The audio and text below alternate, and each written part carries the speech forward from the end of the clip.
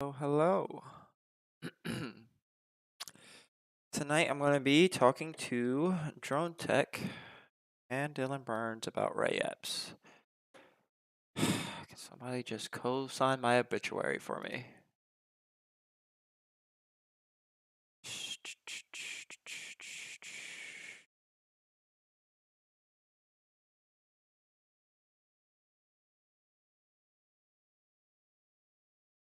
Copy.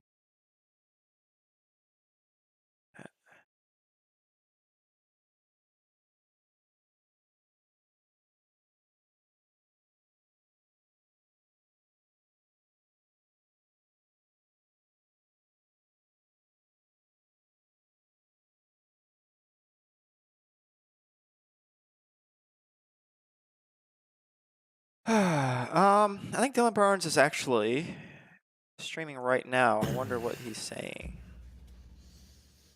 Twitch.tv. Oh, yeah, there we go.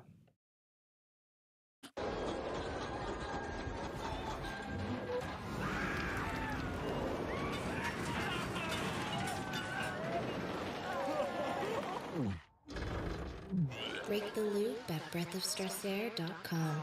Eternal wire chewing and havoc wreaked by Sarwark, JBH, and their bad actors. It's funny. They're bad actors.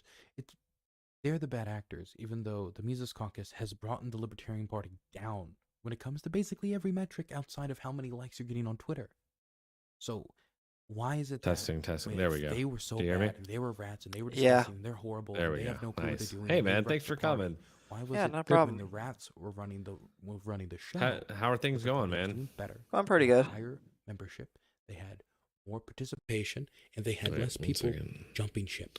I don't know if we're live yet. I've never We've been working streamed diligently on straight fixing our from, internal processes, fine-tuning our project management, and understanding our priorities. from this. Oh yeah, I don't think they. Well, do yeah, what is understand with the people priorities, using that is StreamYard true. now?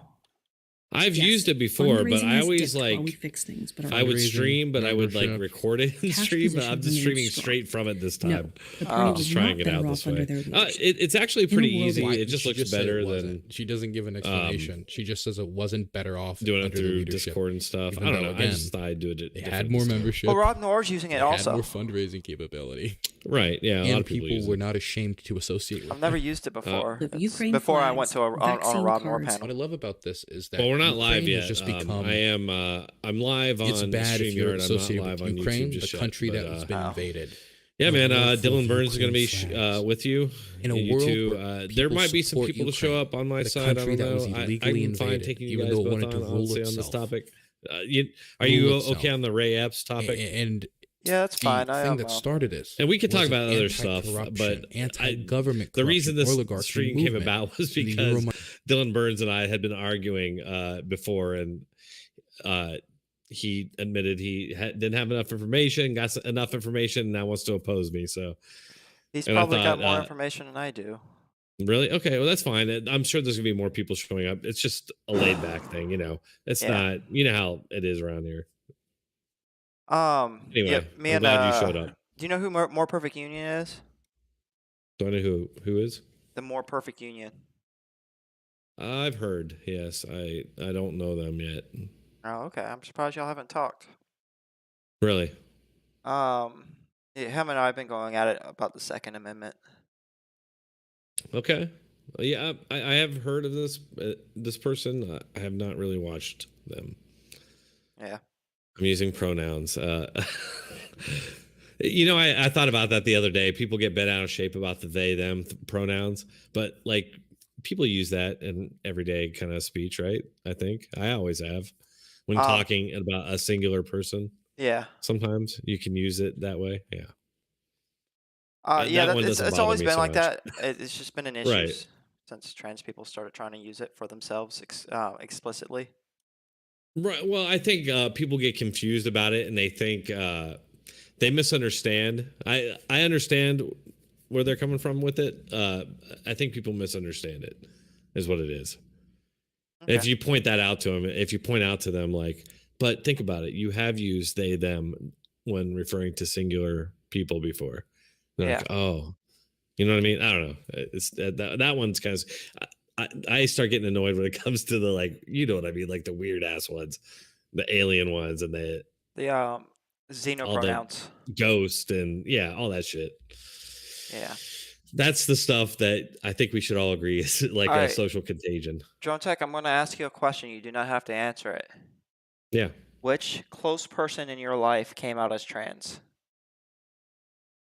Really? Somebody asked that? No, I asked you that. Oh, somebody Because did. you're being awfully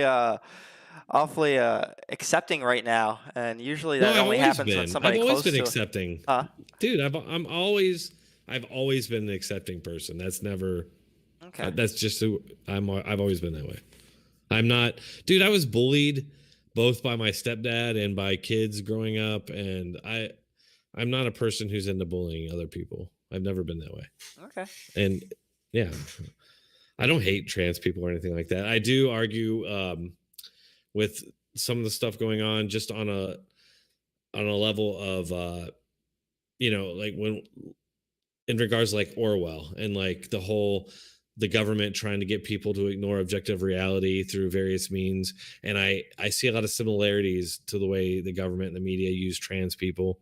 And I don't even blame trans people. I feel like they're being used for this purpose kind of thing. Anyway, yeah, I don't hate anybody like that. Okay. Anyway, so yeah, we'll do the Ray Epps thing, and Dylan Burns is like it's like 3 a.m. there, and he's gonna be here with us from a bunker in Ukraine. That's crazy. Isn't that crazy? Dylan Burns, man. I disagree with him on pretty much everything, but I really respect the guy just for he supports the Ukraine war and he goes there to report. He gave up his whole like normal gig really to go and do that. Like he was doing debates and other videos, and he's completely thrown that out, and he switched it to a different channel, and now he's doing the war reporting. Yeah. So respect that. That's pretty cool. He's got like 300 followers or 300 viewers on Twitch, so I guess that's pretty good. Right. Yeah. Yeah, he is. He's been doing it for a while, my channel seems to be dying. I don't know what's going on. I don't know what's going on. I'm going to keep doing what I do because I've hit like low points. Like I feel like I'm in right now before. But whatever. Maybe you can apply for Tucker Carlson's position. Yeah, probably not. He's a bit more advanced than myself. I used to be better at this stuff, dude. But like once you have 4 kids and oh man, I've done the job that women have done historically. See, that's another thing. Like I'm like a right winger, but like look at me, I'm a stay at home dad. Like my wife goes off to she's the corporate worker. You know what I mean? Don't you have sponsors But and shit? I do. Does that not make enough money for y'all? No, it does. It does. But I'm worried that I'm going to lose it. I mean, look at my numbers lately. Like they're shit. I don't know what's going. Well, part of it is that the last couple of months have been pretty rough for me, like posting consistent. And I'm guessing that the work itself suffers in general, just because, it's not like it used to be like years ago. I used to get way bigger views years ago. And I think that's because my energy and stuff was more into it. And these days it's like I get worn out by the kids and stuff. I don't know. I'm going to keep trying to make it survive, but I feel like it's dying, but whatever. I don't care. I'm going to keep doing it. Yeah. Like right now, geez, man, like my views are just so shit. In fact, they're into the range that I said I would quit if they got into that. But I'm not going to quit. Losing your Discord probably didn't help. It didn't help. That hurt. I honestly get into it with politicians on Twitter, and I wonder sometimes if do they reply? Yeah. Oh yeah, I've gotten into it with Swalwell a couple times. I've gotten into it with Raskin replied to me once. Yeah, for sure. That's crazy. Yeah, man.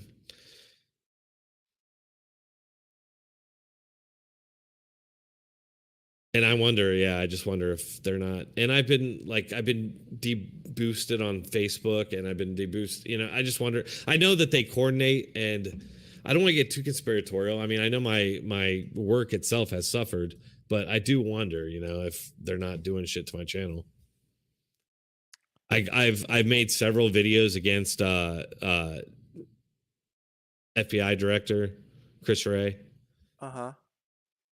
I've gone after what's his face, that got fired from the FBI. He blocked me on Twitter. I don't know. I just wonder if they've communicated they have channels into these things. They're like, deboost this guy, fuck him up.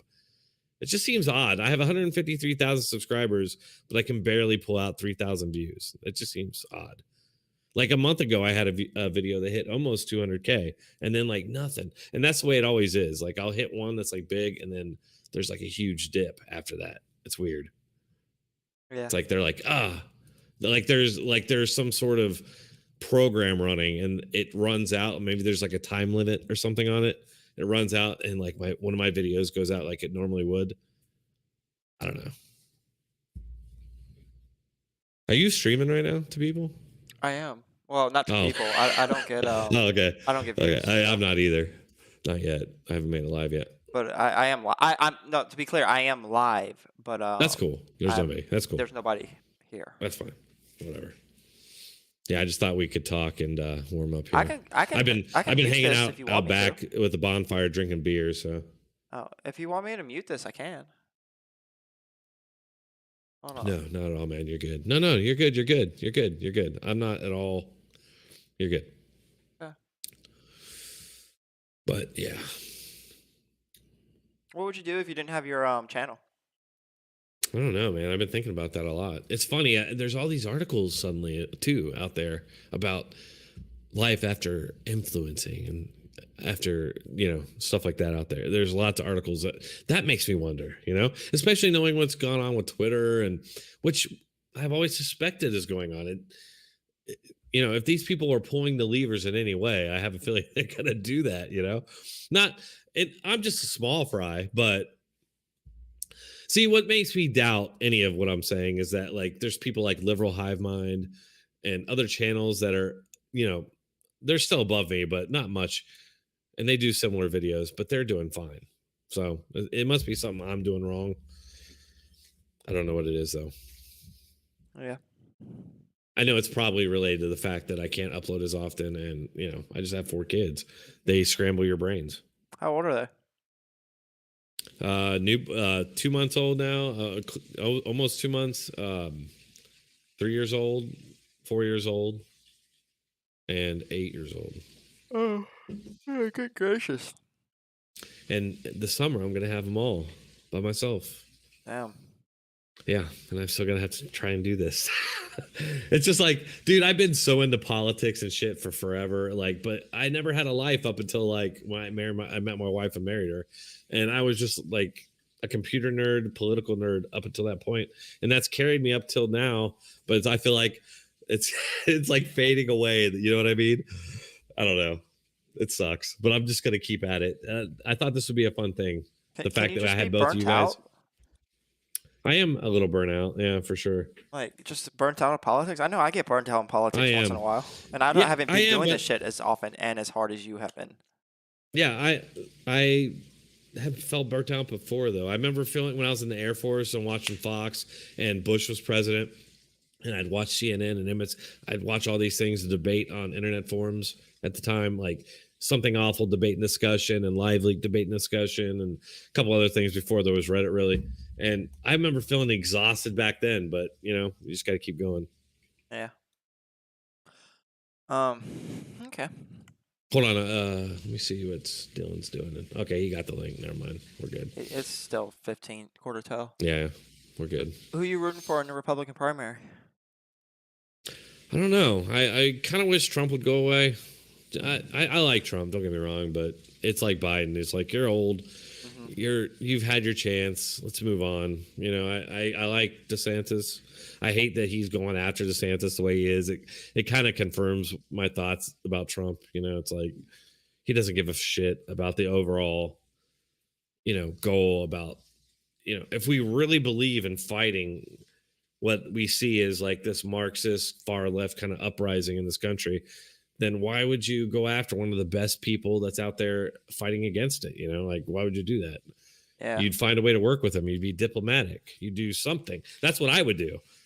But Trump is just, I don't know. He's got a lot of good qualities, got a lot of bad qualities. The bad qualities are, at this point, I'm done. Like, I could put up with it for so long. You know what I mean? Yeah. So, Yeah, you're like how about you? Who are you? you're like an abused housewife, you know? You can only put up with it for so long and then you gotta leave them. Well, it's just, well, it's funny because I defend Trump a lot, even though I disagree with a lot of what he says and does. But I defend him because the media is pretty dishonest a lot of times in the way they come after him. So that's what I'm really defending against, not necessarily him, the person, but who are you looking at for 2024? Biden? I mean, I kind of have to. It sucks. Exactly. Kind of have to. Both sides, man. Both sides are screwed. Like, It's like I saw a poll that says something about just like the majority of America is just like exhausted when it comes to these two. yeah. Just these types of politicians, for real. Yeah. Um, Well, this has been the way for a while now. And I have to say, Democrats, I don't know if they started it, but as far as, I got into politics around the Clinton era, and it seems like since then they have really driven it. The escalations, especially when it comes to like election denial, violence in response to lost elections. Democrats pioneered that. Well, I'm not gonna say pioneered. I don't know that for sure, but in the modern era, I would say since the year 2000, they have been the ones driving that. Now, Trump, and I don't even want to blame Trump for the escalation. He did escalate, but as far as the violence goes, I don't think he necessarily escalated. But the thing that's kind of making me angry with the Democratic Party right now is that they have a really big old people problem that they are refusing to solve. I mean, think about there's one more conservative justice on the Supreme Court because a old lady just decided not to retire when Obama was in office, and she ended Yeah. up dying when Trump was in office. We almost had that again with what's his name, John Byers, where he was almost refusing to retire while Biden was in office. Very well could die during the next administration, which may not be Democratic. And now we have, we got Biden, who's old himself. Like, why did you run? Like, somebody else could have, like, be the nominee and not be 82 years old in 2024. And then there's Dianne Feinstein, which is completely holding up the Judiciary Committee in the Senate, which is fucking a lot of things up. And I'm just like, I try to make a TikTok about it, but the way I was going about it just made me sound like I hate old people, which I don't. But like, seriously, what the fuck, guys? Stop with the old farts. Start electing younger people in your primaries.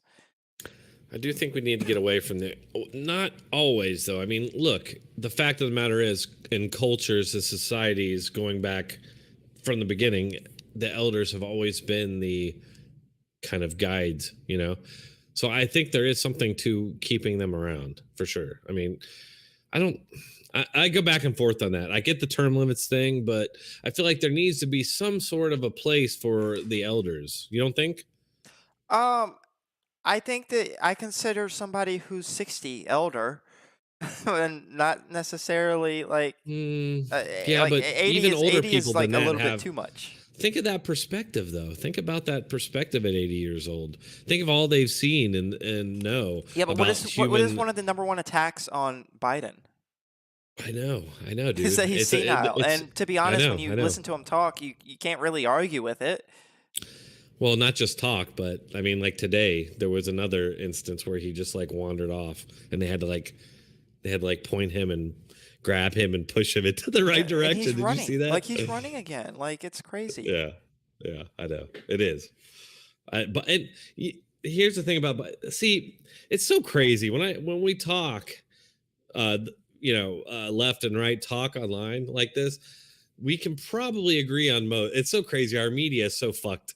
I hate our media. That's always been my target, and I fucking hate them. I think they are the enemy. I think that's one thing I think Trump was dead fucking right about, man. The media is our enemy, all of ours. It is all of our. I used to think it's just an enemy against the right. Not anymore. Like sure that they were against the left. If somehow for some reason, well, I mean, right now, the everything going on with Ukraine, like normally the left would be against this shit, but they are somehow coerced into going along with it. Like, I'm not against the Ukraine war, and that I understand that Ukraine was invaded. I've been following this shit forever, so I understand all that. But I do think there is this weird, just like bloodthirsty bloodlust going on, and people need to understand that the threat of nuclear war is very real, and we should be definitely like trying to get peace. And what's going to end up happening is China's going to end up brokering a peace deal, and we are going to end up not looking like the world leaders. That's what's going to happen. My prediction, that's what's going to happen. China's going to broker a peace deal. I think that the media is pretty fucked, but I think it's fucked in a different way and not to the extreme that you think it is. I think that they are very prone to go after sensationalist stories. They're very prone to getting breaking stories wrong, and since like the American people have the attention span of an ant, if a breaking story is wrong, then that becomes the story, even when the media is making corrections.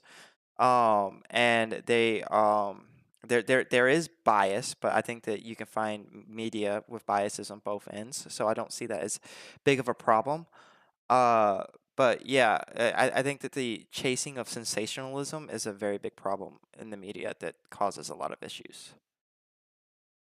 I don't think it's sensationalism, though, necessarily. I think that it literally is driven. I used to think it's funny. I'm in a bit of a transition on this myself right now, because I used to see it purely as a Democrat Party tool, and that's all it was. But now I'm starting to see that it is much more than that. It is right now. It just so happens that I guess the Democrats don't have any real principles. They never have anyway, so they just throw them all out and just adopt new ones. And so the Democrats they're in control of the government. All the people in the government are with the Democrats, and some Republicans, obviously. Like there's obviously Republicans.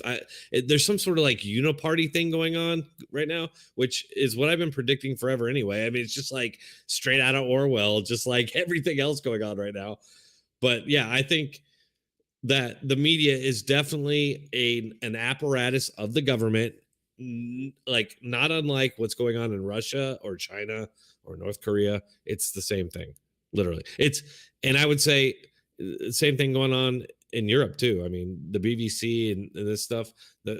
Although there is Sky News over there, and they're like Fox News, but it's kind of controlled opposition at this point. It seems like, especially as Fox News right now. What would you have to see in order to change your mind on that? It'd be hard. I can still hear you. Have... Hold on a second. I can still hear you. You're coming through my speakers, not my headphones. Go ahead. You can talk. I can hear you. Okay. Yeah. It would be hard. I just have so many like years that I've been really focusing and comparing, contrasting, It'd be hard, and especially with everything going on.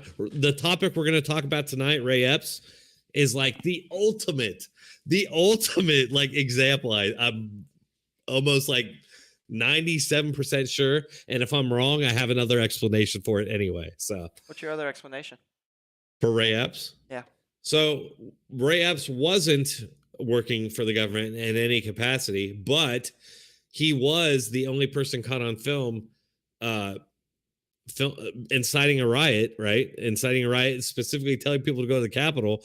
And so he presents an issue for the prosecution of Trump as the guy who incited January 6th.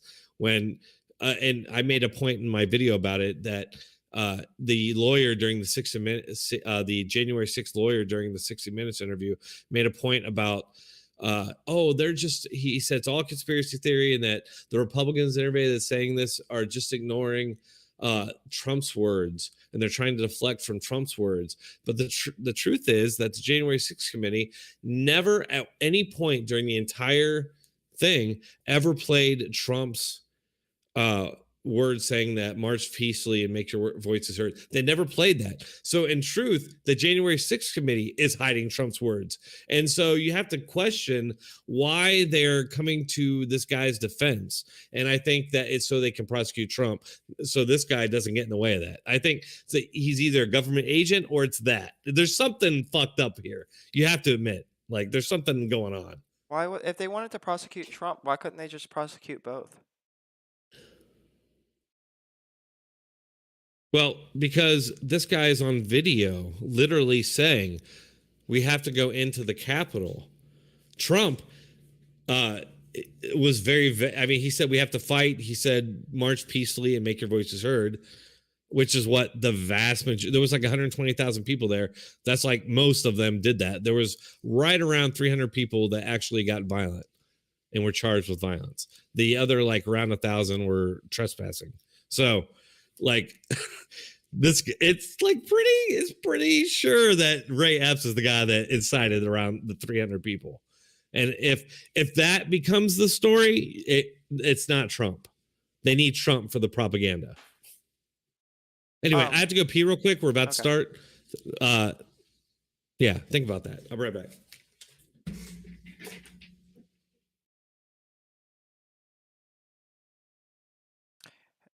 Oh, he said he's not live. Never mind. I was getting ready to plug my Rumble. Am I even doing anything on Rumble right now? .com. Has anybody come to my channel? No, they have not. Damn. Oh, goodness. If anybody's on Dronetek's StreamYard right now, I have a Rumble. I am looking to drop woke Twitch in favor of free speech Rumble. So if you want to help me in this endeavor, I need 25 followers in order to stream on Rumble. So get over there, rumble.com. Do a searchy search for Liberal Cluck. You'll find my channel. And yeah. Do a follow thing. I don't know. Why am I in the Epps? Wait. Let's see.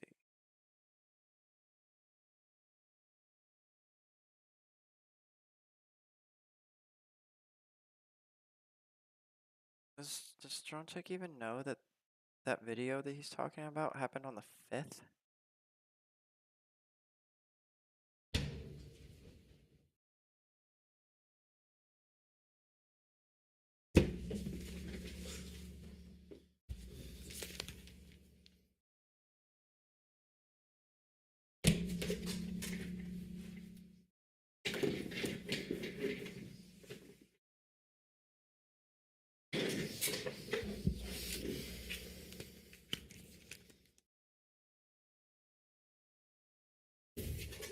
Welcome back.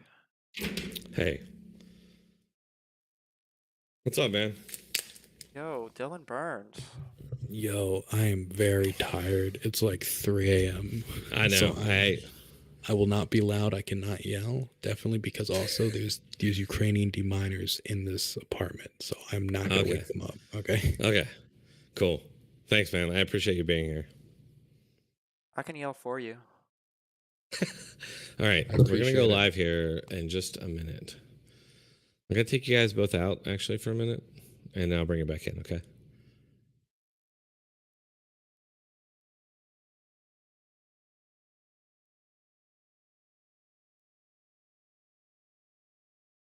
There we go. All right.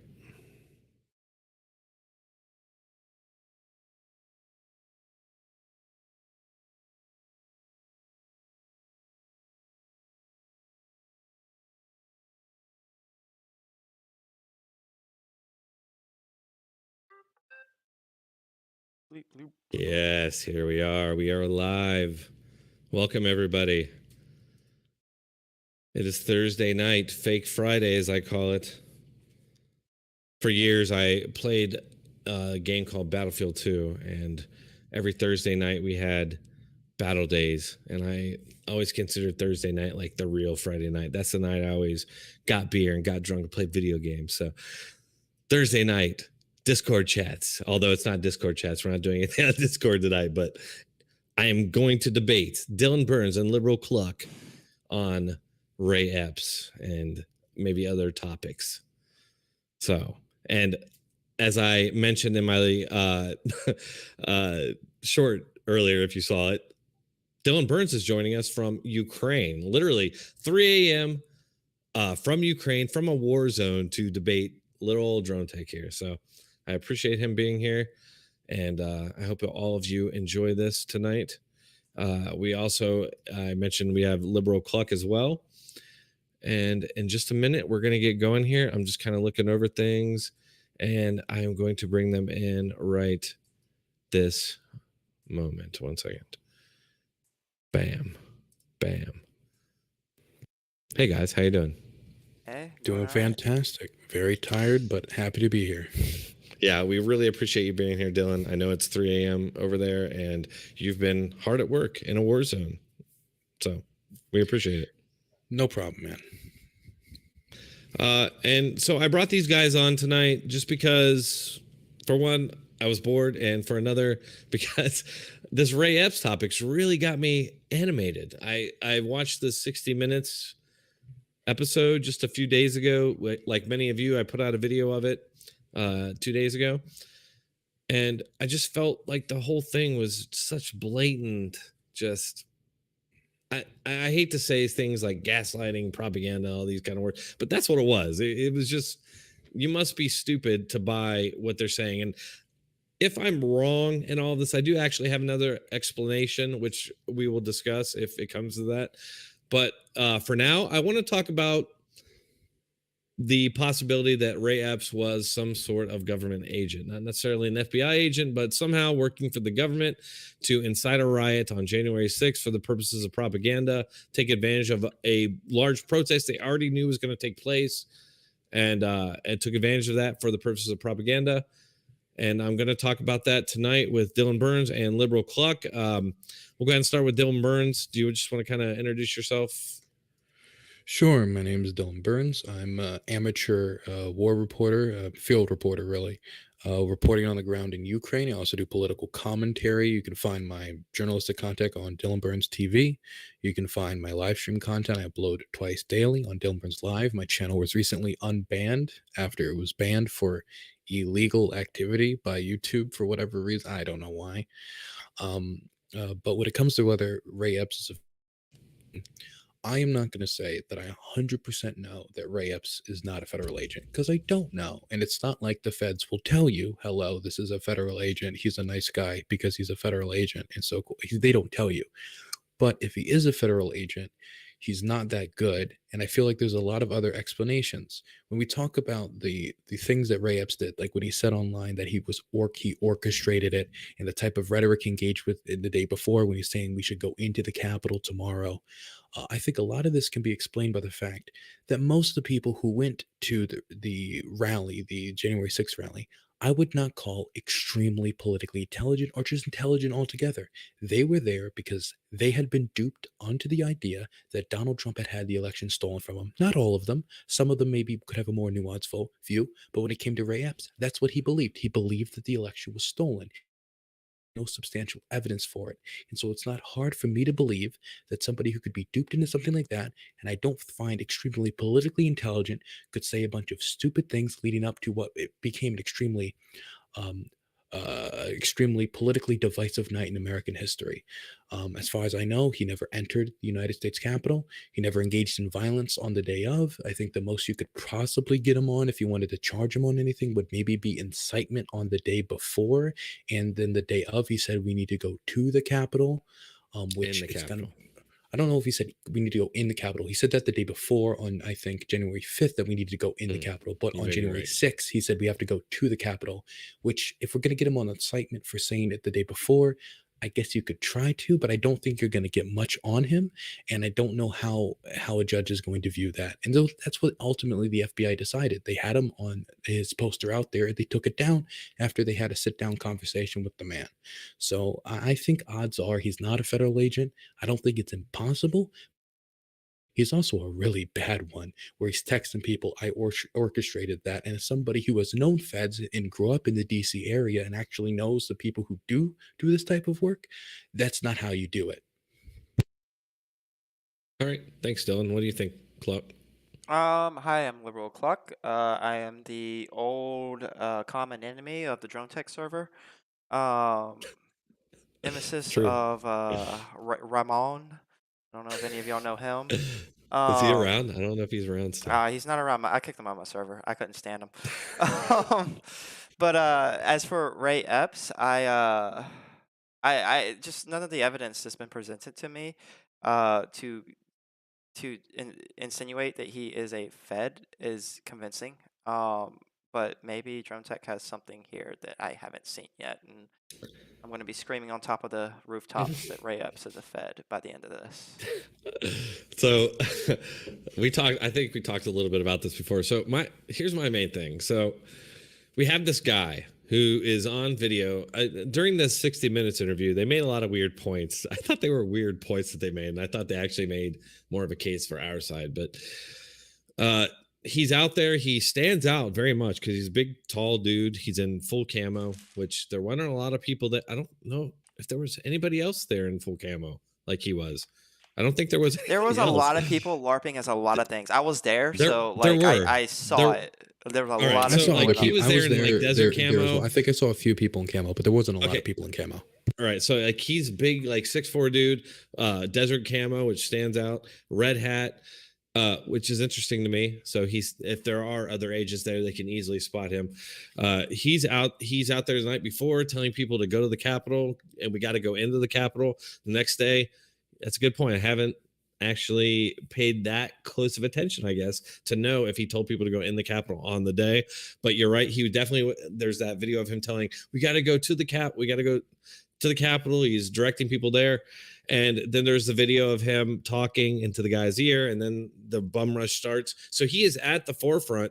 What's interesting to me is during the 60 Minutes piece about this a few days ago, Sunday, they mentioned that he was in the vanguard of the first assault on the Capitol Police and the barricades. They said that, and then went on literally like the next sentence to say it was a convoluted conspiracy theory, the whole thing. So that's kind of weird, first of all, because you're going to admit right now that he's at the forefront. He's the guy pushing at the front, and there's multiple videos showing this from the top and from multiple angles, and then say it's a convoluted conspiracy theory that he was somehow involved in the incitement of this in the first place. And they really focus on that he was an FBI government agent. And then at the end, they say they talked to the FBI, and the FBI said, no, he wasn't. It's like, oh, okay, I guess he wasn't. Well, I just quickly, from what my read, the 60 Minutes interviewer, I don't remember the name of the guy who did it. The black guy who was the interviewer, I forget his name, but I remember when he brought up that moment when he was the quote unquote vanguard, even though he didn't directly engage in violence, when he was at the front, when the gate was being torn down, he tried to basically separate himself from what happened. In the 60 Minutes interview, that's what he said directly, he says, you were a part of it. And he's right. like, well, but I didn't do. So I don't know if I would say, oh, they completely try to remove him of any responsibility. They were specifically saying he was a part of it. And he did try to incite people, at least the day before. The day of, it's a little bit more washy because he's saying go to the Capitol. Trump did the same thing. So if we want to get him on incitement for that, I guess we can also try to, pin it on Trump as well. But here's the thing is that like there's this huge. So Biden said that January 6th was the worst thing since the Civil War, and there's a lot of other comparisons like that in the media, like comparing it to Pearl Harbor and all this shit, like crazy shit. And you have I'm more of I think it's more like Waco, probably. Okay, but you I'm just kidding. have I'm this kidding. like real like you have this focus on the QAnon shaman who didn't do anything. Like he didn't do anything. He went in, came out. That's pretty much it. There's a lot of And focus there on him was because he's weird, and the media likes sensational yeah, but shit. they made him like the Like, focus of an insurrection. Like you guys, it's weird that there's this Okay. huge emphasis to demonize anything related to January 6th, but this one guy who is on video inciting people into the thing at the forefront of the thing. And I have a video that shows he was actually involved in the violence. Like he wasn't partaking in violence, but he was in the mob that was. And you say he said that he was just trying to break it up. Like he literally was telling people to go into the Capitol the next day. Like, come on. the previous And day. and when that first officer went down, he's like, "Why didn't you go help the officer?" And he was like, "Oh, I saw a billy club, and I thought they didn't want." Like, if you look at that video, and I point out in my video, it's one of the protesters that runs up and helps the officer, but they just kind of brushed right past that. It's to me, what is most visible to me is what the media wants to deflect from, does not want to focus on, and it's odd to me that the one guy that's on video, so. Trump told people to go to the Capitol and make your. He said, "Go march peacefully and make your voices heard, and we have to and fight back." Which fight back is Ray a very Epps said common. to do it peacefully the day before too. Right, and fight back is a very common political term. I mean, that's used all the time, especially by KJP used that right after the shooting at that Christian school. Like she used that language. So. You really cannot blame Trump for what happened there. So 120,000 people went to the Capitol to protest peacefully. Out of that, around 300 were charged with violence with the police, and another around 1,000 charged with going inside and trespassing. So all this shit around January 6th is based on what 300 people did. Is it really that far out to believe that Ray Epps is the one who incited 300 people? I'll let Dylan go, then I want to go. I would say that is a little far out to say he was the one Really? who did it. Definitely when he got was such working for multiple days to do it. He's on video doing it.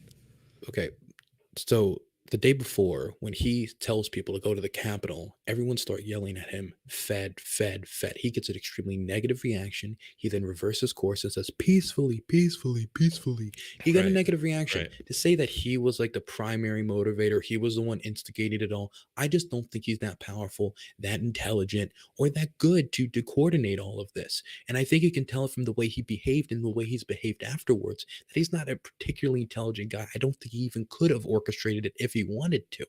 He can say he orchestrated it because he said people go this way, but if that's all it took to orchestrate it, then there were like 1,000 people there who orchestrated it. Because when I was at the Capitol, I heard people say, "We're going to the Capitol, everyone." Are they all now orchestrators? Are they all now feds? Everybody who told me that this is the way we're going after Trump himself said to go that way. And let me just quickly say, there's two things we could talk about here. The first thing is whether or not Ray Epps like did something wrong. I think he did something wrong. I think anybody who bought into the idea the election was stolen or rigged did something wrong. I also believe that the day before he was inciting something. I don't know if you could get him on it legally. The FBI decided they probably couldn't or wasn't worth their time. But I do believe he did something wrong.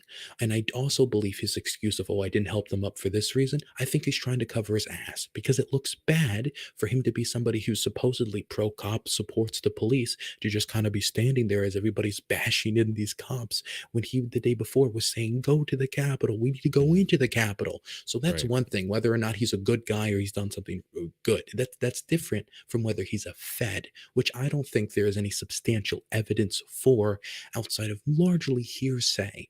And we can say, is it possible? Well, I guess of course it's possible, but he hasn't acted like a Fed. If he's a Fed, he's a pretty shit Fed.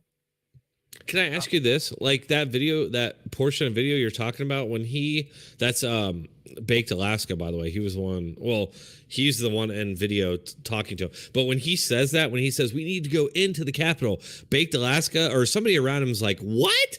Everyone's like, "What?" You can hear that. They're like, "That's insane. That's crazy." Like that wasn't even a concept to these people until he said it.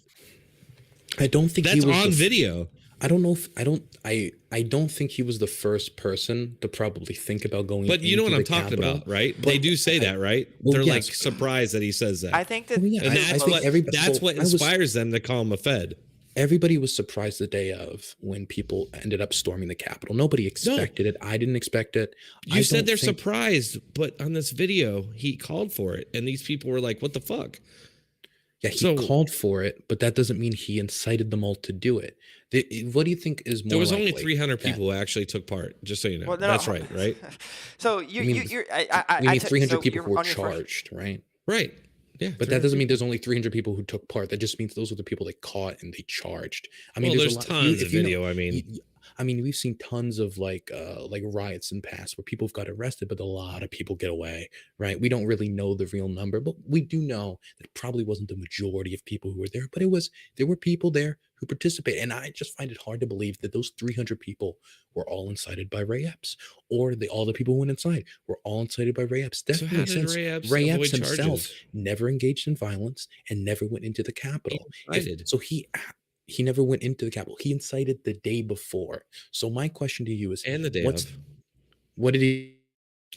He was on video saying we need to go to the Capitol, and he was So on did Trump. video at the. He was right there when the initial assault started, and he's there on video That whispering. really? That's how he's it there works? literally whispering to somebody's ear as the assault starts, which they talked about in that 60 That minutes is piece. that is nothing. I mean, like, if you can charge somebody for being present when violence takes The place, same guy then that you was can inciting charge for the multiple days. vast majority of people who are at that event. Because Dylan, I saw come on. so many people be present when violence took place, whether it was the destroying of the cameras of the reporters, whether it was the bashing of the police. I saw a lot of people just stand there, whether in shock or just not knowing what to do when violence took place. Should we charge all of those people? Are they all inciters now? Go ahead, Clark. I'm sorry. Go Yeah, ahead. so I really took issue with the 300 number. Like Dylan said, that was I just can the show number of you. people charged. I have video on my channel where there was a bunch of people trying to break into the Capitol for the second time. I don't think Ray Epps incited those people, but yeah, they were trying to break into the Capitol for a second time. Well, And once the initial riot begins, whatever happens after that, through the free flow of a riot, yeah, should be blamed on the initial ignition source, right? anyway, No? there was a bunch of people Okay. that were trying to break in. They were using flags and riot shields to bash the cops that were protecting it, and everyone there was while they were trying to push in was saying heave, hove, heave, hove in support of this Okay. effort to be violent and get into the Capitol. So like the idea that these people weren't a part of the violence is kind of silly in my mind. The other thing that I took issue with was this the idea that all Trump did was say go to the Capitol and be peaceful. Trump was the No, I one didn't that say that. I also say he said fight back or okay, well, whatever. that's none of that's even important. The important part is that Trump orchestrated this whole idea that the Democrats were stuffing ballots, and there was a lot of fake ballots being for Biden being dropped off at 3 a.m. And he orchestrated this whole narrative that turned out to be fake. Okay, so what? So what? That ended up riling So up what? people to break into the Capitol. That's the part that really Who Well, cares? I that's can tell you really That's what. nothing new. I mean, Hillary Clinton, look, guys, I've talked about this a million times.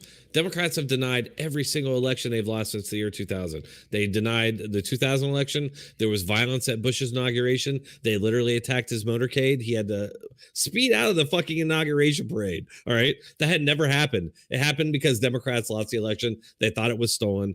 Like, do you guys realize that? Like, and then Al it happened Gore again. accepted It the happened results again of in the 2000 election. You 2005. cannot compare what happened Oh in my gosh. 2000 to what It's an happened then. escalation. You It's a could gradual escalation. you cannot compare the hanging chads and then Al Gore being like, I guess I lost. It is It what it wasn't is. just hanging and then, chads. and then floating into political obscurity to Donald Trump to this day, not accepting the results of the election and still running on election denial. I can running on compare election it. denial. I can compare it to the 2016 Now, election but and this is Hillary's all non-acceptance. we're all pivoting off of the point. Okay, yeah, Now, but I can just say that. Back to this though. If your argument is that he incited violence by just being present and whispering to somebody, but it isn't Trump. Trump isn't inciting violence by creating the narrative that made the environment possible for violence and then telling people to go to the Capitol. The same thing you're criticizing Ray Epps for. I just feel like there's a double standard for oh, that's violence, but isn't violence when Trump does it. No. That's the double standard is between what you're accusing Trump of and what Ray Epps is being held No, to. no, no. That's, I don't and believe. No, wait, no, no. I didn't bring that up to say Trump did the violence, or we think I'm Trump necessarily inside the violence. I can't say that at the end of the day because he wasn't that direct about it, right? Maybe he was, maybe he wasn't. I can't really say. But with Ray Epps, like everything that you're criticizing Ray Epps for when it comes to go to the Capitol live, Trump did that. Trump did that. And when it he comes to did. He told whispering at people to somebody's go to the ear, Capitol what am I march supposed to do peacefully. with that? What am I Okay. supposed to do with So, Ray Epps whispering? I will tell you at what you're supposed to do. Apply the same standards as they're applying to Trump to Ray Epps. Well, we do. That's Okay, why Ray wait, Epps okay, isn't in jail. So So why isn't Trump? Okay, so I just need to find like Trump whispering in somebody's ear. Like, what do you mean? Like, what am I supposed to do Here's with the that? thing. You have no Here's clue the what he thing. said. Here's the thing. So Trump. So yeah, I can kind see of. what you're saying here, and I think you have a bit of an argument Ray here Epps for thing that. was kind of a last minute Only in decision. that, Ray Epps essentially you could make. I think it's different personally. I think it's a bit different in Ray Epps' case, but I can see the point that you're making here. Except for the reaction to those two things. And so I do have an answer to this. So if Ray Epps is not a government agent, which he may not be, that may be true. There's got to be an explanation to the reaction to him, because obviously a guy on video inciting freaking people to enter the Capitol, he should be enemy number one, right? But he's not.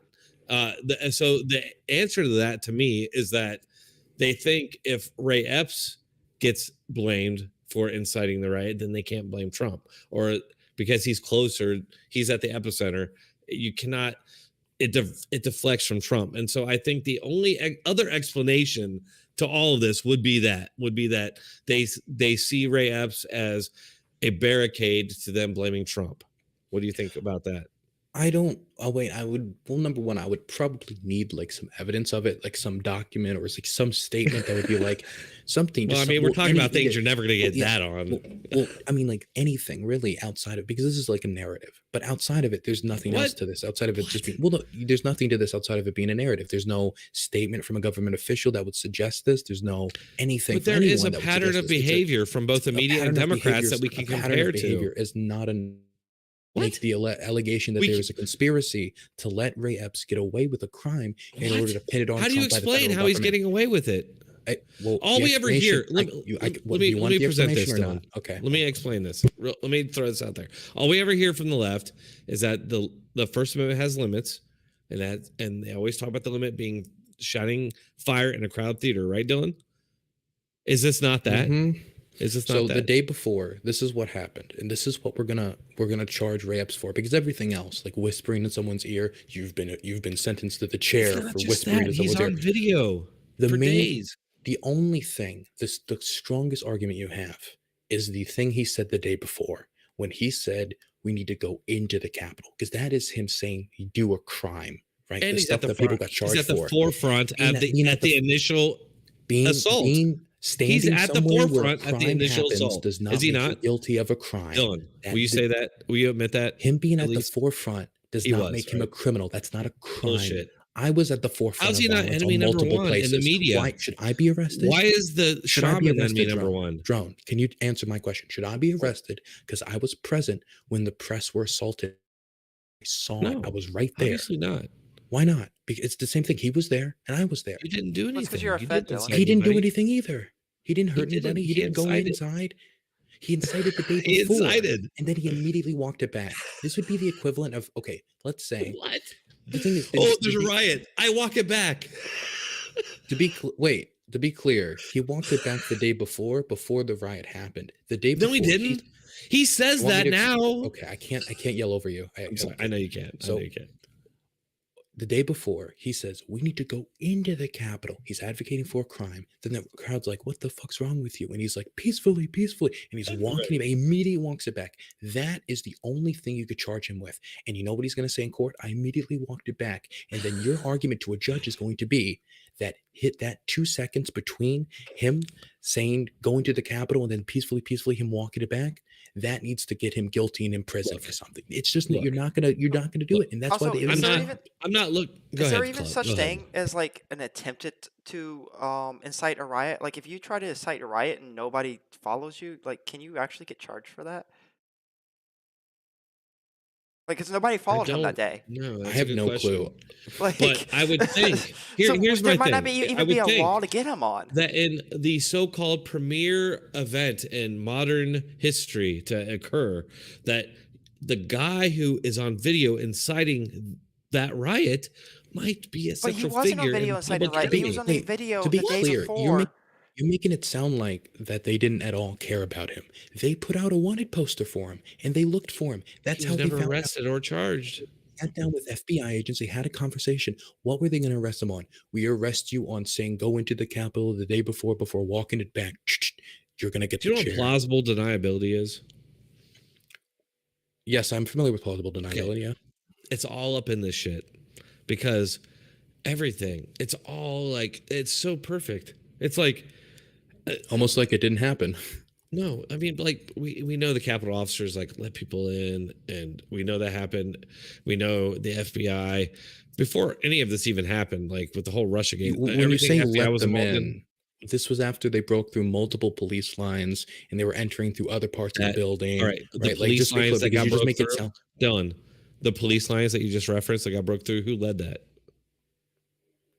Not Ray Epps. What do you mean he Oh. led it? What does that mean? Because Was he was standing was he there? or was he not? At like maybe Dude, then I led the violence one against the or two reporters. people I behind the was people there. that were rushing. I was right there when the reporters were assaulted. I filmed the I think whole I thing. need to show the I led video. it.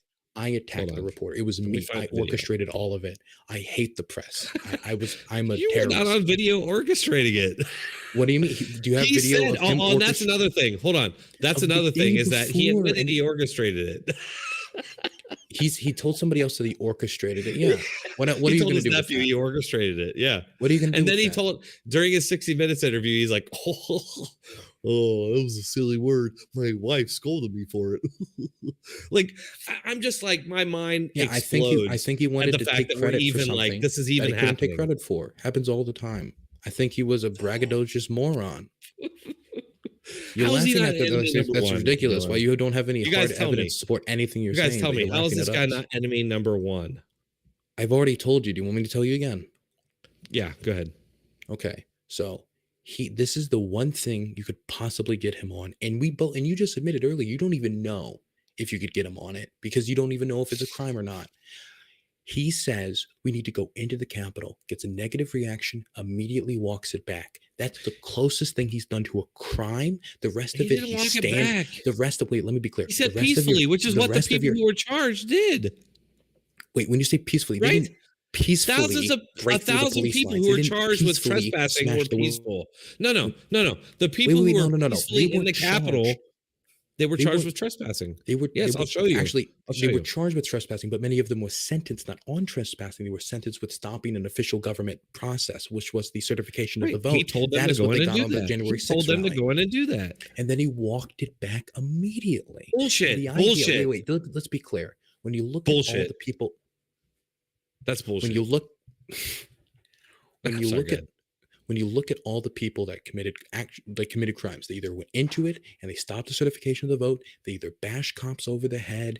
They all these crimes that actually happened. And you're an FBI agent. You're going through all these lists and you're putting out all these photos, including Ray Epps. Then you sit down for the Ray Epps interview and you look at all the evidence. And this is what you have. He was standing somewhere. He whispered in somebody's ear. Okay, well, there's not really much there already. I'm getting the video. We're going to show it. The best thing you're going to have is the day before he said, go into the Capitol, but then walked it back once he got a negative reaction. That's him advocating for people to do a crime he didn't even go through with. He didn't even get close to going through with it. Once it came time to be violent, he didn't be violent. He didn't at all. That's And not so true. Actually, I have him. I have a little. I can show you a little clip of him at least in you're very gonna close let me proximity get to it. wait. Let me be. Oh, what does that mean? I was okay. I've been wait. I've been in close proximity to the shells falling and Let like me killing ask you. civilians. Did I kill those civilians? Is that my fault? Is that my crime?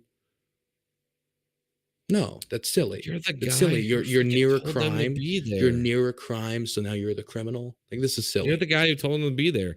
I don't know if we're He gonna didn't. come to an agreement about that. Hold on, let me find this video real quick.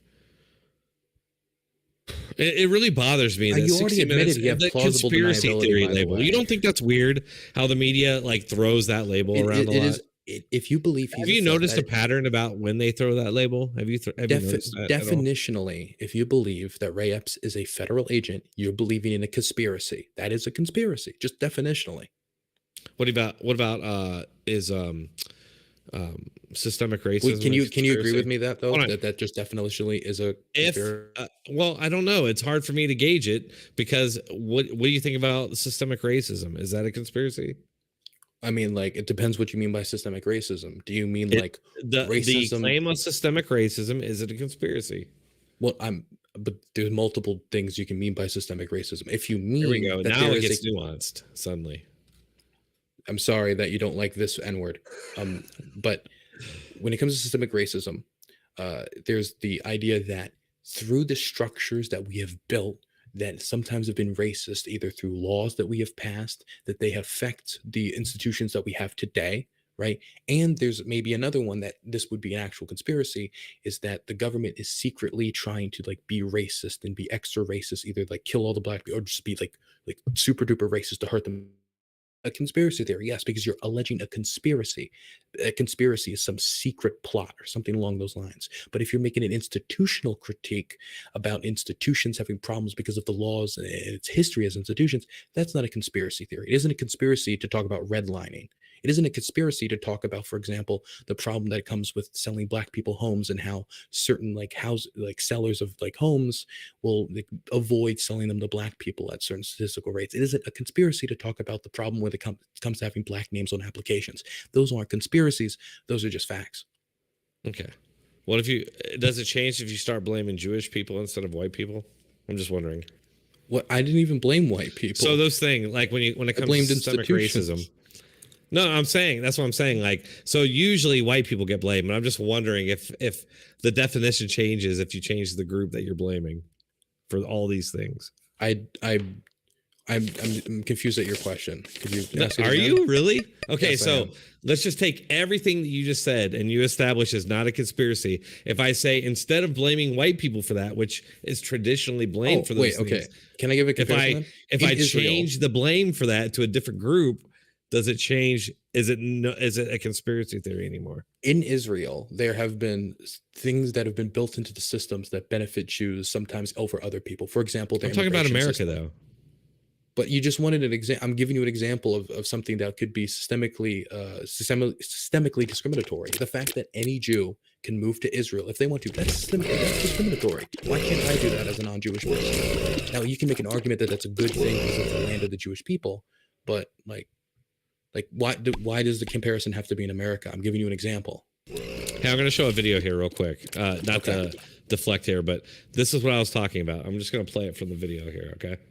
Media and Democrats always blame. What exactly was the role of Ray Epps in the chaos of January 6th? The theory, Epps, a former member of the Oath Keepers, was an FBI informant who incited the crowd on January 6th, bubbled up from a right-wing news site called Revolver News. What are you talking about? It didn't bubble up from a right-wing news site.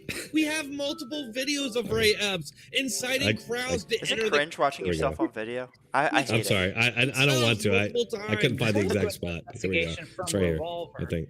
Epps may have led Sorry. the breach team that first entered I the couldn't find the Capitol exact on video I was January looking for. 6th. Here we go. The convoluted conspiracy theory made its way to Capitol Hill. Seriously, what is going on here? Because 60 Minutes literally started out this entire piece by admitting that Ray Epps was with the, quote, vanguard that first entered the Capitol premises. It's not the Proud Boys who engage in the initial breach. It's Ray Epps at that precise moment. How did Ray Epps Damn know it. that there were going to be pipe bombs? Anyway, So that's the video you could see there. Hold on, let's see if I can get the actual. Damn it! I thought that was it. Sorry.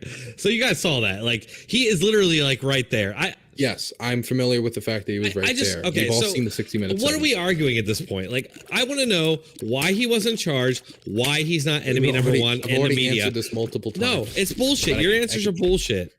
Because why? I think you just don't like the answer. Why is the standard specifically for this man? Somewhere. That's what you no. want. Why is your standard somewhere at the wrong time? Okay. You know what this is? He is on video, standing somewhere. Yes, I'm aware. Telling people to go to the Capitol. So did Trump. To go into the Capitol. Yeah, but you did that the day before, then walked it back. That's what you can arrest him over. You keep saying that. Walked it back. How fucking convenient. No, he said peacefully. Yeah, he walked peacefully. it back. Good for him. So you think that's walking it back? He walked it back. So you think that's walking it back? So then why are the people who entered the Capitol peacefully charged? When you say entering it peacefully, like you mean like going? All these people who entered the the people who just walked in, stay in the velvet ropes, like the grandma, the grandma who had cancer, who did jail time. Let me be clear with my position. He advocated for a crime to enter the Capitol and interrupt an official government proceeding. Right. He advocated for it. He then did not engage in violence, and then he went home. That's all that happened with him. And so when you look at all the cases out there, his is just not a major case. And he did it the day before. Inciting a riot, inciting a riot, according to federal law, is defined as the act of organizing, promoting, encouraging, participating in a riot, and urging others to riot. That's what he fucking did. He even admitted that he orchestrated it. He even admitted he orchestrated it. Hold on, there was no riot on the day that he said to go into the Capitol. But he was there the day telling people to go there. Yes. He didn't tell people to go inside. He was there the day. He was there the day it happened. Wait, telling people whether to he go was there. there the day of, whether he was telling people to go there the day of the cat. Yeah. Yeah, so did Trump. But just because he was there the day of, march peacefully. But he is the center. But it's common, right? So did he. Here's where you're fucked up. Is that it's common knowledge in the media that he is to blame for January 6th. Mm-hmm. I mean, he created certainly more to blame than Ray Epps.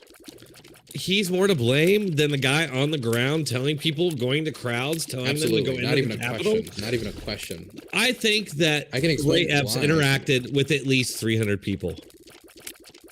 You think that Ray Epps actually, he's engulfed in around 300 people in that first video. Do you have evidence of him convincing a single person to engage in violence? I'm just like, why do these standards suddenly pop up when we're talking about? Well, no. You just said you said he could have done it to 300 people. Can you give me an example of one person he encouraged to engage in violence? And then engage in violence, because the one time he did kind of encourage people to actually be violent, everybody reacted to him negatively because he's not a particularly convincing guy. But you know what? The fact that we're even debating this is really weird because, I don't know. You invite us on. It's just weird to me. Like, everybody involved in January 6th is widely hated and reviled, and their lives are ruined. Grandmas go to prison for just walking in and walking out. But this guy is a victim and he doesn't get charged, and he's poor him. And then when he gets interviewed on 60 Minutes, who does he blame? He blames the media's and the Democrats' favorite targets. It's Tucker Carlson, it's Fox News, it's conservatives, it's Republicans, it's white people. It's like isn't that crazy that the person who's getting probably endless amount of death threats because people legitimately believe he's a federal agent? I mean, it seems like you believe he's a federal agent as well. No, I gave you two options. He either was working with the government in some capacity, or he's a useful idiot for the media to make a victim so they can blame Trump. One of the two. I mean, you can wait. So he's either the media is using him to just go after Trump. Well, no, because he's the guy on video telling people to go to the Capitol. So if he's to blame for the riot, then you can't blame Trump.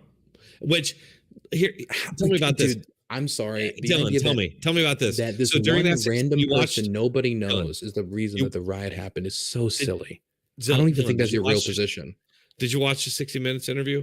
Yes, I watched it because you told me to. But I watched it. So the January 6th lawyer, the January 6th guy that they interviewed, he's like, oh, it's so dumb. There's no evidence for it. And the people who think that he's an agent are just ignoring the evidence, and they're ignoring what Trump said. But in reality, the January 6th committee are the ones who ignore what Trump said, because Trump said to march peacefully and make your voices heard. And that was actually never played during the hearings. They actually So clipped do you? that out. They So actually do you want me? clipped Do that you out. want to hear my explanation as to Well, do you why think that's Trump is more weird? culpable? Does that change your thinking? Okay, so I was trying to explain like 5 minutes ago why I Alright, thought good. Trump was more Just culpable. gonna ignore me. Okay. Right. Well, Yeah. You ignored my other thing. You didn't let me even get into my point. Okay. You do you want me to explain why I think Trump's more culpable than him, or do you want me to answer your hypothetical? Sure. Go ahead. Okay. Go ahead. Okay.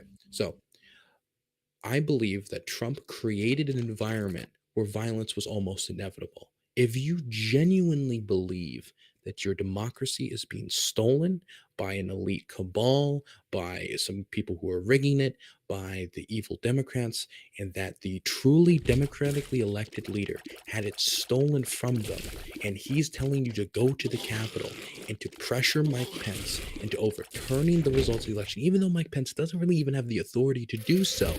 Once that doesn't work, you have a bunch of people at the Capitol of the United States thinking our democracy is dead.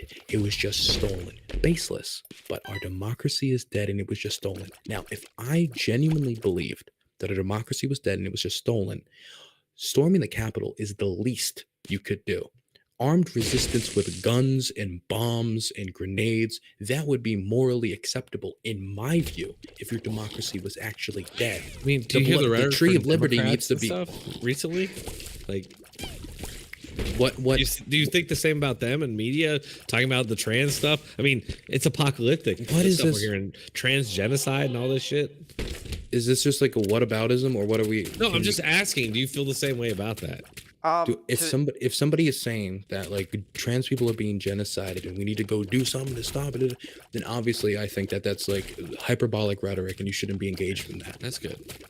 Okay, now back to what we were talking about. So if you believe that our democracy is being stolen, I believe violent action is not only okay, I think it is a necessity. Yeah. And so that's the problem that was faced by those people, because they believe the democracy is stolen. Of course they're going to engage in violence. That's why it was such a terrible lie. Tiny amount of people. But if you have so many people at the Capitol that believe that, because all the people there, they believe the election was stolen. That was the whole point of it, was they stopped the Steal rally. That's what it was But called. That's not unusual, as I pointed out to you. Like literally every Democrat election they lose. There was all the Democrats think nothing it was comparable to that in 2000. Oh my God! 2000 Stop. by the time the inauguration Have you process seen- started on January 6th of the year 2000, by the time that was happening, Al Gore had already conceded the process was over. George Bush was going to be president. There is no equivalent. There it is. Then There what's the is, equivalent rally? 2016 Where election, was because where- they launched the whole RussiaGate thing, which is bullshit. so they tried to storm the Capitol and beat up a bunch of cops. Like when did that happen in 2016? Oh yeah, so during Trump's inauguration, there was a huge riot that encompassed a bunch of dudes that looked like ninjas dressed up in black uniforms, attacking people, breaking shit, and They were trying to stop would've- the certification of the vote because they believed the election was stolen. I'm I didn't getting know there. that. They That's would have crazy. got into the Capitol, but guess what? It was blocked off for some reason. It's blocked off. I can prove it to you too. You want to see it? I can prove it to you. Hold on. I'll prove it to you. Okay. I'm gonna prove it to you. Okay. So, like, literally, like every time Democrats lose, there's violence. Do at you the know what this just inauguration. sounds like? This just sounds like a big whataboutism anyway. Right. That's It's what like, you. I'm asking dude, you. because Dylan. That's like, what. That's what quite left clearly wingers don't know. always This is- say. You guys have No, it programmed into bro, your you gotta let brain me- that, like, okay, anytime you're can't called. talk over you, so I'm just gonna let you talk yourself out, and then I'll say what I want to say. So, once you guys get called on your hypocrisy, you say it's what about us. That's it. Okay, so my hypocrisy, I never said the election was stolen, ever. I never advocated for people to go to the Capitol and stop Trump from being inaugurated. When Trump was elected, I said, Trump is the president of the United States. It is what it is. You lost. It is what it is. I said it at the time. I was like 16 or 17 at the time, but that's the responsible thing to do. Yeah, but now, the problem I have is, the question was, is Ray Epps or Donald Trump more culpable for what happened? obviously Ray Epps was on the contributed ground. much, much, much more to the environment that created the violence that happened on January 6th. And you can't bring up a single example of Ray Epps directly inspiring somebody to go do violence, because the only example you can point to where he actually advocates for people to do something that could be conceived as violence, everybody reacted to him negatively. Honestly, I think you're just defending Ray Epps because you're locked respond to into that, this please. mode. You're locked into this Respond to mode. that, please. You're pivoting. No, I'm not. Like, what? Respond to that. Respond to what? that. Respond to the what? fact- No direct evidence. I have evidence of video of him inciting it. Like, what else do you want? You didn't listen to me at all. No, I did. I listened to you, Dylan. I know what you're saying. Okay, so who did he inspire? You're Give me an example. Give me an example. You have to be against whatever Give me an anybody example, from bro. my side comes from. He's on video. That's my evidence. He's on video telling people You to said do that he exactly inspired what probably happened. 300 people. Give me one. What? Yes, you did. You said he inspired probably 300 people to engage in violence. Enough people. To Yeah, he's inspire on those video. 300. And he is So who at did he the inspire? front of the. He is at the. He is there the day. So here's my evidence. I was He is at the there the day front. before. Shut up. He is there the day before, telling people to go to the Capitol, and then he is at the forefront, at the vanguard of the initial breach of the gates and Capitol Police. Boom. That's two. You disproved that. Like, fuck off. Like, you I act like didn't- I I'm the one agreed coming with at. both No, of no, those no, facts. no, I no, never no. You know what? I'm sick of this shit. Like, the evidence is on our side. Stop acting like I'm the one that's like, Sorry. I'm Point coming out. out nowhere. No, what the fuck do you have on your side? You have nothing. All do you mean I all have you have is like, oh, I hate the people that are saying this, so I'm just gonna like tell myself that this guy had nothing to do with it, even though he's the guy telling people to do the thing that happened, and he's on video doing it. And this guy who, like, What do you mean he fuck was on off. video doing Like, it? He didn't storm the Capitol. You said your evidence of he him was. doing it is He stood literally there. whispered He into a stood guy's there. ear at the front, at the vanguard, the first. Oh my Do you God, think it's I'm just? Do whispering you think right it's just a now. coincidence? Is this So you think it's terrorism? coincidence? Is this So you think it's engaged in violence right now? Dylan? Let me ask you Is this. violence? Let me ask you this, Dylan. Dylan, let me ask you this. Murder Do you think connected it's to a some glitch. coincidence that he's the guy that was telling people the day before they entered the Capitol, and that he's the guy that was at the front, at the vanguard of the first breach of the gates at the Capitol? You think it's just I total don't think coincidence? it's a coincidence. I think that he believed the election was stolen. That's why he was Oh, there. with the okay. hits. What's that mean? That's why he was there, because he believed the election was stolen. Because Right, and he just happens to be the guy that's at the front, the vanguard, that is breaching the Capitol initially, and he's also the guy that told He people didn't to enter the breach the Capitol. Capitol. That's He didn't breach, he nothing. stood there. He I'm didn't such do an anything. idiot. Oh my God, Ryan, you're such an idiot. Are you serious? You said it, not me. Are you fucking serious, Dylan?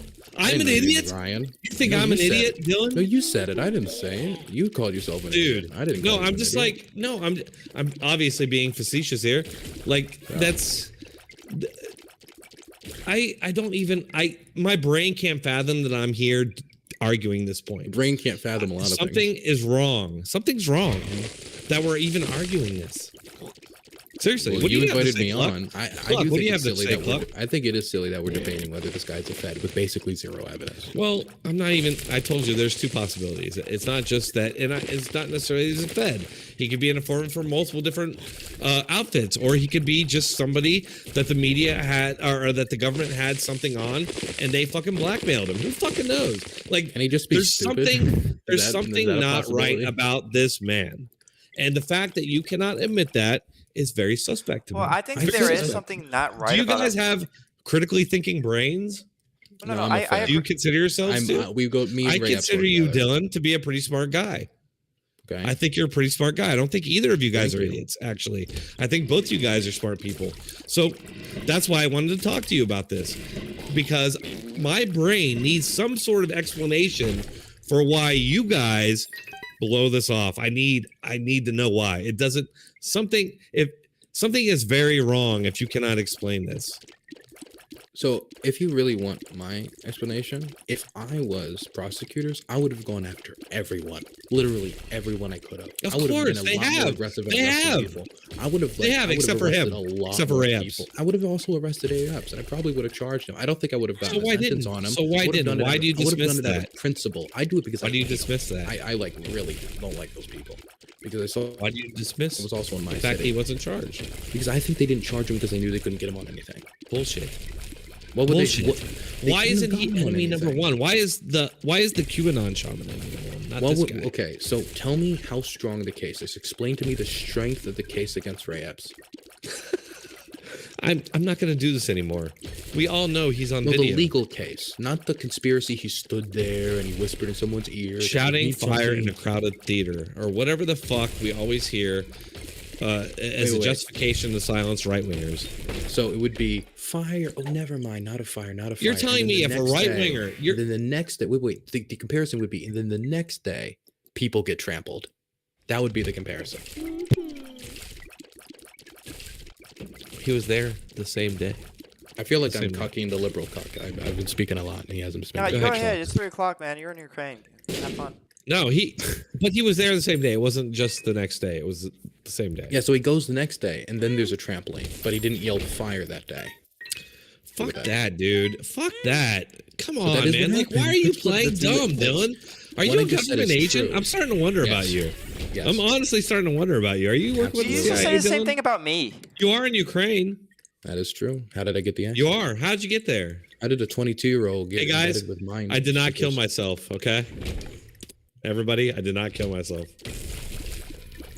Dylan, what's up with you, man? Are you working for the CIA or the FBI or? Absolutely. Honestly, like, it's just weird to me because I know you're a smart guy. Like, it doesn't make sense to me that you would make the argument that you're making because, like, critically My thinking argument- brain my can see argument isn't through that- this bullshit. My argument isn't that like Ray Epps is a good guy. My argument isn't that Ray Epps didn't even necessarily advocate for a crime. My argument is that I don't think the legal case against him was strong enough for them to go forward on it, and I don't think he's a fed. Okay, these aren't too ridiculous. Screw that. You're- Screw that. Screw all that. Why is he not enemy fucking number one in the media? Why was the QAnon shaman enemy? Why was why was Ashley Babbitt? Why was the woman, the cancer patient grandma? Why was she the focus? Why was I don't remember not a cancer this patient guy grandma. I don't remember who's that on character. video for multiple days telling people to go in the Capitol? We got to go into the Capitol, and that's where our problems are. So he was either working for the government, telling people to go there, or he was just some chud. But he's a chud who is to blame. And so if we blame him, we can't blame Trump. Those are not and then the we only can't two use that possibilities. as propaganda. You're putting too much power in this person. There's no propaganda victory and responsibility from the others there's- who are actually responsible. No, use your brain. There's no propaganda in using Ray Epps as there's nothing there. But Trump, there is. Ray Epps, if he's to blame, there's nothing there. So You can't the really reason use why that. they talk about Ashley Babbitt is because Ashley Babbitt was shot and killed, and so Right, for no obviously reason. she's gonna. Well, The guy who shot her is a hero. The guy who shot her is a hero. I don't know Suddenly if I'd call shooting her- at our call him a people's hero. heroic. Yeah, they said he got interviewed on 60 Minutes. They called him a hero. Look, I back the blue. Okay, personally, I back the blue. But when it comes to like the QAnon shaman, the QAnon shaman was wearing a ridiculous headdress, goes into the Capitol actually the day of, and was a big QAnon guy and a pretty big whack job. And so it's pretty easy to film that person and bring attention to them. Let me tell you, I filmed a lot of people at like a lot of protests, and it's always the craziest characters, the ones saying the weirdest stuff, the wildest characters that get the most attention in the media. And the QAnon shaman was a crazy character. Of course, he's going to be like the person people talk about afterwards. If somebody like, remember the Brazilian version of the like January 6th people talked about, where the Brazilians, there was like a Brazilian January 6th.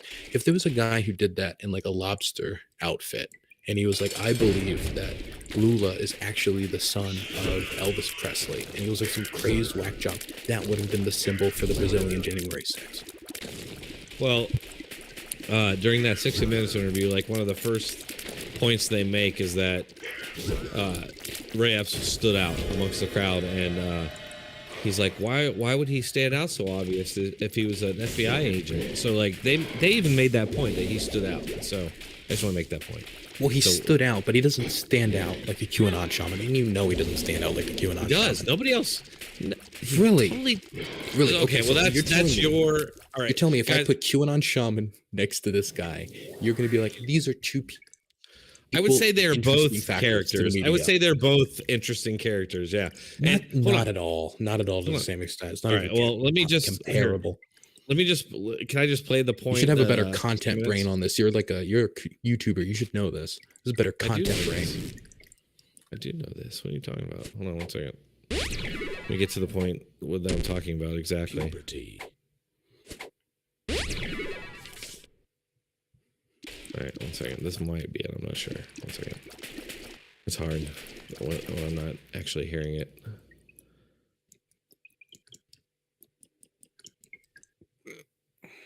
Oh, jeez, this is super serious. Sorry, guys. All right, here we go. I got it. All right. Damning, combined with his own testimony in which he admits to orchestrating the riot. All right, so that was what. Hold on. Why do we keep playing your own videos? Damn it! Somehow, none. Because I put all these little tidbits in here. Hold on one second. Or I thought that was it. One second. There's a point where they address this. I got 10 specific minutes point. left, by the way. Okay. All right, hold on. They address this actual specific point. I just want to go to that. Hold on one second. I'm sorry. And he's now out of prison because the FBI and the government video for multiple days inciting time on the QAnon shaman. And he's now out of prison because the FBI and the government purposely withheld All right, footage. well, anyway, there's one point they mentioned the fact that Ray Epps himself was very obvious. Like he's very in the crowd. He was a very obvious person. Mm-hmm.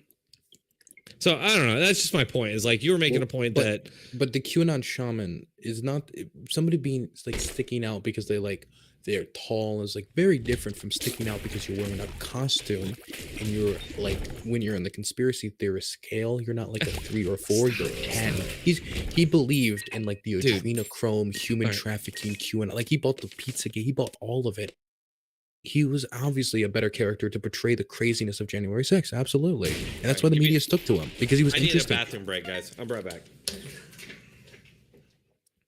So, this has been fun. Yeah. What do you think of this so far? I think Dronetek has a very conspiratorial mind that has the same patterns with every single topic he ever talks about. Damn. You'll start with something specific and then it'll always broaden out and end up with the media at some point. The media is always involved. He does really not like the media. Yeah, and that's understandable. But the thing you're trying to get at with the QAnon shaman is that the media has a very sensationalism bias. Yes, they have a bias towards sensationalism. He thinks that it's some other bias, some bias against Trump.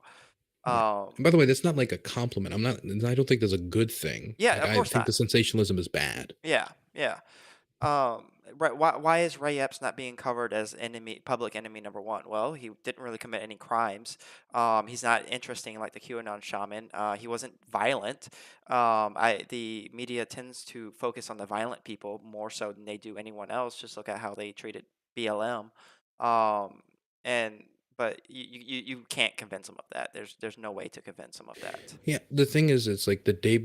How would the media have portrayed this? Hello, everybody. Did you know the day before this guy said people should go into the Capitol, before then saying he inspired it all? No, that's ridiculous. Of course, he didn't inspire it all. He's just not that imposing of a figure to have done that. He doesn't have that influence. He's a relative unknown.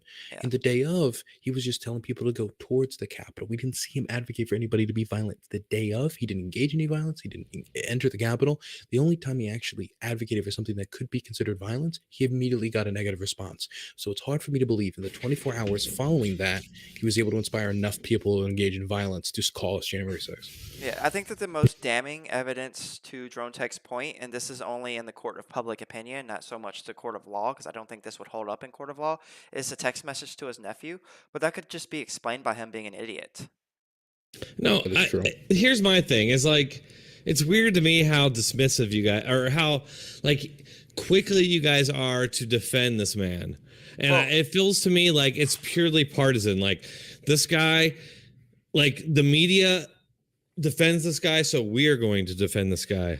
You know, that's the way it seems to me. Us, it's the exact reverse, right? Because it's you said there's only 2 scenarios that you can accept, right? Right. You said that the only 2 scenarios purely logically is that he's a Fed, or that it's part of that they don't want to acknowledge it because he was the real culprit, right? And you can't even acknowledge the idea that it could be possible that people are playing connect the dots when there's just no dots to really connect. Things can look suspicious, Nothing things to can look connect. sketchy, and there could be nothing there. Like, Happens all look the at this. time. That's how people get sentenced when they weren't the actual people who committed the crimes. It happens all the time. The article I have up right now about like the QAnon shaman, he was released early because Tucker played footage that was not shown during his trial. That's not true. That's not No, why it he was is released. true. Prove it. Give me any court statement. Give me any evidence of that. Why was he released early? Right after that footage was released. Good behavior. There's so many coincidences. You're just wait, to be clear, willing to accept. Unless somebody is, I don't know how. Okay, I don't mean to be insulting. I don't know how much you know about the prison system, but if somebody is not denied parole during their sentencing, usually they don't serve the majority or the entirety of their sentence. They usually let off early to some extent, unless they're sentenced without parole. He could have also snitched. Like he was going to most likely be let out early. Especially on trespassing charges. You get, so I don't know how DC is, but in Virginia, if you do something like trespassing, you're only going to serve 50% of your time if you get your maximum good behavior points. Yeah. Well, why is that impossible? Can you tell me how are you so certain that it must be the release of the footage and it can't be he was released early on good behavior like a lot of people are all the time?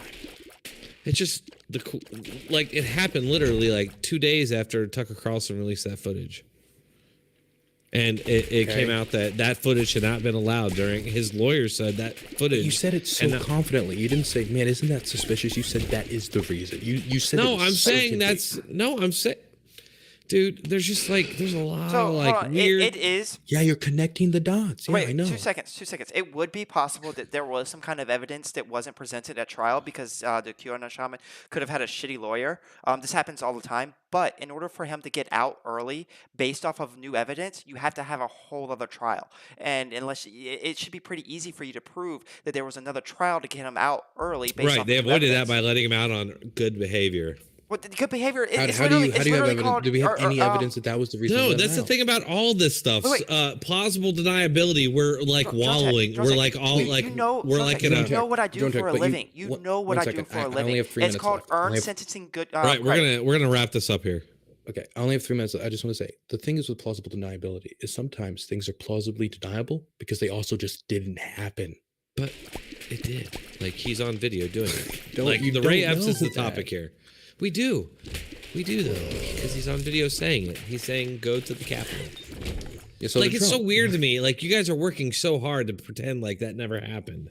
I acknowledge. It was one of the first things I acknowledged when we started. I started by acknowledging the suspicious stuff and trying to give alternative explanations to your only 2 theories, the only possible 2 theories that you say are possible. Right. What other theory do you think there is? I already gave you. You think he's just the guy that the media, the Democrats, all see as a sympathetic figure who just happens to be the same guy who told people to go to the Capitol, who they say was an attack on democracy. The attack on democracy. The guy who told people to do an attack on democracy is a sympathetic figure. That's weird to me. The reason he became a sympathetic figure isn't because. The reason he became a sympathetic figure in the eyes of many isn't because of the things he did then. The reason he became a sympathetic figure is because of the way he's been treated since then. Because people love it. Democrats and Republicans love this too. People love a turncoat or somebody who used to be on this side and now they're on this side. You see it with, for example, Republicans. Do you ever see it on the other side? Yeah, remember Liz Cheney is an example. Well, yeah, Republican. You see it on the Republican side a lot. Is an example of this. Yeah, but they hate her. They treat Republicans that turn on Republicans as heroes. They treat Democrats who turn on Democrats as horrible people. Yes, always. The Republicans are going to treat Democrats who turn good, and the Republicans are going to treat. I'm talking about the media. Democrats who turn good. It depends on which media outlet. Because Republicans who turn on Republicans are good. Democrats who turn on Democrats are always bad. Always. Going back to Lieberman. I'm going to be remember Lieberman? How did Fox treat Tulsi Gabbard? They had her host Tucker Carlson show. I'm talking about NBC, CBS, media. ABC. Fox hosted until I'm Tucker talking Carlson about the majority of media. The number one most powerful. Stop playing dumb. Fox News hosts the #1 show in all of cable news. That isn't a tiny part of the media. That's a big Right. part of the media. Okay, That is that's the one biggest channel daily though. news and cable That's one too. channel. All the other ones The say biggest something show. completely It's different. the biggest show. It is the biggest show. You can't just discount that. You can't just discount the other media organizations being united in a narrative.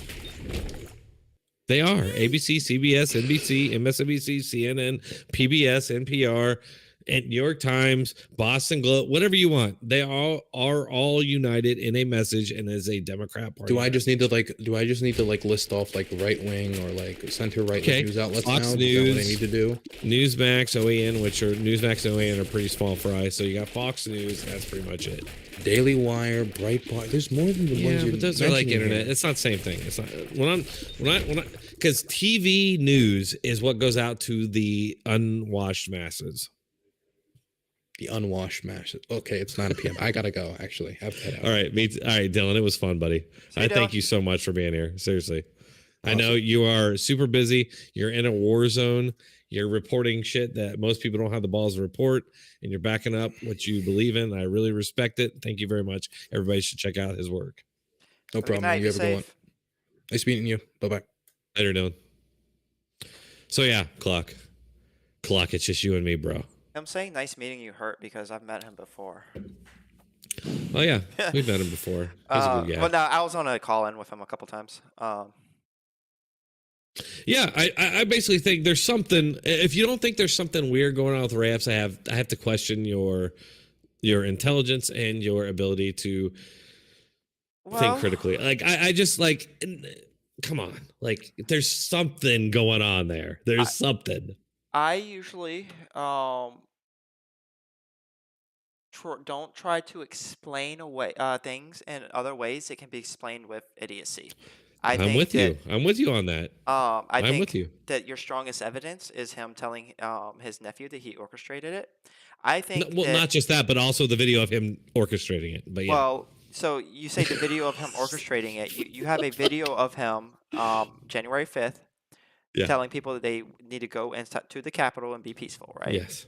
Right. And the people are like, the people that he's telling that to are like, what? Literally, you hear that in the crowd. They're like, what? Yeah. Like they're surprised. They're like, that's insane. We're not going to do that. So there were thousands and thousands and thousands of people there, right? No, there were around 120,000 people, maybe thousands more. And thousands and thousands of people there. But there were literally the only people who engaged with riot police was around 300 people. Well, those were the only people supposedly. Charged. There was a lot. Was who was charged. There was more people that engaged in riot police. I think we could both agree that there was probably more people than was charged. There was also a lot of people. I think probably less actually. I think they probably charged harder than they would normally. I think it's probably. Well, I think that when I look at the video I'd say it's like, I would say that because there's video, I have video in my video of Ray Epps engaged with a crowd against the. Hold on, let me bring it up here. Hold on. So I meant to do it earlier. I got sidetracked. While you do that, I'm going to talk.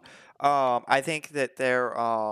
So your biggest evidence is the nephew thing. The second biggest is the day before he said go into the Capitol. Neither of those things are crimes or are proof of a crime. So, that's bullshit, man. The fact that you're even making this argument is bullshit. Wait, hold on. So which one of those two things are a proof of a crime? Here, let me tell you real quick. I'm trying to explain to you, like you're not getting this. It's weird to everybody who is on my level right now that you're going so hard to run cover for this guy who's on video telling people to go to the Capitol when we are told endlessly from our media and from every institution that January 6th was it's on par with the Civil War. So like this guy who told people to go there in this event that occurred right after that on the same day he told people to do it, even the day before, you're doing your best to downplay his actions. It's really weird. Well, so you don't see where I'm coming from? You don't see where I'm coming from on that? No, but see, the thing is, you say downplay his actions. I'm just simply saying that he didn't commit a crime. I think that he was an idiot. I think he's culpable for his actions morally, but not criminally. I don't think he committed a crime. But it's beyond the charges. The charges is one thing, but then on top of that, we have both the Democrats, members of the January 6th committee, and the media all defending this guy in the same fashion. It's weird as fuck. So you don't expect us to question that? Like, what the fuck? Are we abandoning the narrative that because he wasn't charged, that's evidence that he's an FBI agent? Is that abandoned now? Because I can leave that point if you're abandoning it. 1 second. Hold on.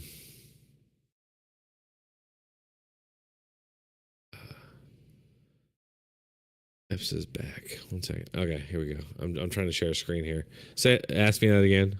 So, are we abandoning the talking point that because he wasn't charged, that's evidence that he was an FBI agent? Is that That's abandoned? part of it. That is definitely so we have part to of talk it. about Just one part of many. But yes. in order to talk about this one part, we have to talk about the legality of the actions that we have proven that he's done, right? So real quick, I just want to point out. I don't know if you can see it, but I put up on the screenshot of my video on this where it shows highlights. 326 defendants have been charged with assaulting, resisting, and impeding officers. So that's not necessarily violence. Like people, you know what I mean? Like 326 people, and then there were 919 approximately charged with entering or remaining in the Capitol. I just want to throw that out there. Okay, so Ray Epps didn't enter the Capitol, right? Right, but he told people to do it. But he told that and nobody did it. What? The day of, he told people to do that. He told people to go to the Capitol. But why are you playing these semantic games with me? Like, why are you doing that in the first place? Because no, Cluck, drop everything and answer me why you're suddenly defending a January 6th person who you would normally hate. Now you're defending him. First Explain of all, real quick, I don't normally hate January 6th people. I think they're idiots. You don't? But I appreciate the fact that if there was an actual stealing of democracy, there are people that would put themselves at risk to try and stop that. I do appreciate that fact. So let's get that straight. What do you feel the same way about all the years worth of Democrat protests where like 2,000 police officers were injured and around a dozen ambushed and murdered by left-wing Democrat people? That I appreciate them? No, like it's just weird. Don't you think it's weird that like or do I think they're idiots?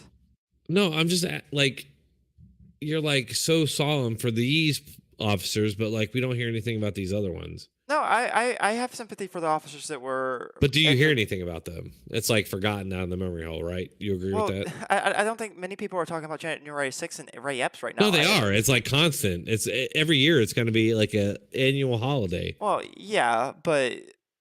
Right. Okay. But do you think any left-wing violence will ever be commemorated? We're off topic. Honestly, Cluck, just answer me. Do you think any left-wing violence will ever be commemorated? Ever? I don't know. Do you think it's weird that like we commemorate all this like so-called right-wing violence, but never left-wing? having people enter the Capitol to disrupt a electoral process is that's historic. happened. I mean, yeah, that kind of things happened before. Before that, left-wingers entered the Supreme Court and stopped the process of confirming the Supreme Court justice. So right? those people were allowed in there until they were disrupted. They weren't allowed. Yes, they were. No, they weren't allowed. I think you had to buy tickets to be there. Dude, there's tons of video of it. They were like pounding on the doors and breaking the windows. Yeah. Okay. Anyways, so the legality of what Ray Epps did. Hold on. I'm going to play this real quick. Okay. Do you see this video I'm playing? Okay. Yeah, I see it. Okay, I'm gonna play it. Video engaging in some of the violence. Here's Ray Epps actually involved in the fighting with riot police. There, dude. Yeah. Right? Wait, is he what not? was he like doing? Right? Go back. He's in it. He's just like, look, Did the he police punch a are cop right or here. Did he touch a cop at all? No, but I'm saying, like, do you think like, look how many people are here? Wait, so this is around 300 people. Is this evidence? So these were the 300 people that were charged? He's in it. What is he doing there? What is he doing? What is any of these people doing there? Right. What is he doing there? Wait, is that a Make America Great Again hat? Is that what that is? Yes, it is. So the red hat was a point that you brought up, but it's a Make America Great Again hat. Like it's literally the Trump hat. Like of course he's wearing it. Right. I'm saying though, like there's one right there. There's another red hat right there. Is he a Fed? That was like a minor point. Wait, there's another hat right there. Is he a Fed? No, I was making a point about they said he was so. I made a point about the fact they said that he stood out. And I'm like, yes, he did stand out. I really Why don't is think that? whoever said that on 60 Minutes, I think they were 60 fucking Minutes idiots. said that. They literally said that. They're they were like, he probably stood trying out. to create a narrative. I think that was a dumb point. I don't think Ray Epps stood out at all. I'm like, he if I stood out. saw Why this- is that? If I saw this footage and there wasn't an arrow pointing at Ray Epps right now, he would not be any more remarkable. That's than my any of these other video. people. As a matter of Yeah, fact, that's I my would say video. that if any of these people were going to be the peaceful ones, it's the guy that's got his like face shown, doesn't have his face covered, isn't and like all these people look like they're here for trouble, whereas Ray Epps actually looks like he's here just to be in a protest. Are you fucking serious? Yeah. What the fuck are you talking about? Look, this guy. He's one this guy in a listen, mass of people, and you're like, oh, that guy right there. He's there for good purposes. So I know that. You got this guy. This that guy man right there with the arrow. He's there for good This, purposes. this guy right here. So you can't see it, but the guy right in front of Ray Epps got his face covered, eyeglasses on, hat on, very suspicious looking. And this wouldn't be suspicious if these weren't people that like railed against masks during COVID. I could just say, oh, they're just conscious of COVID, but I really don't think that's the case with them. Wait, go back to the video. There was more people that I want to point out. What's going on?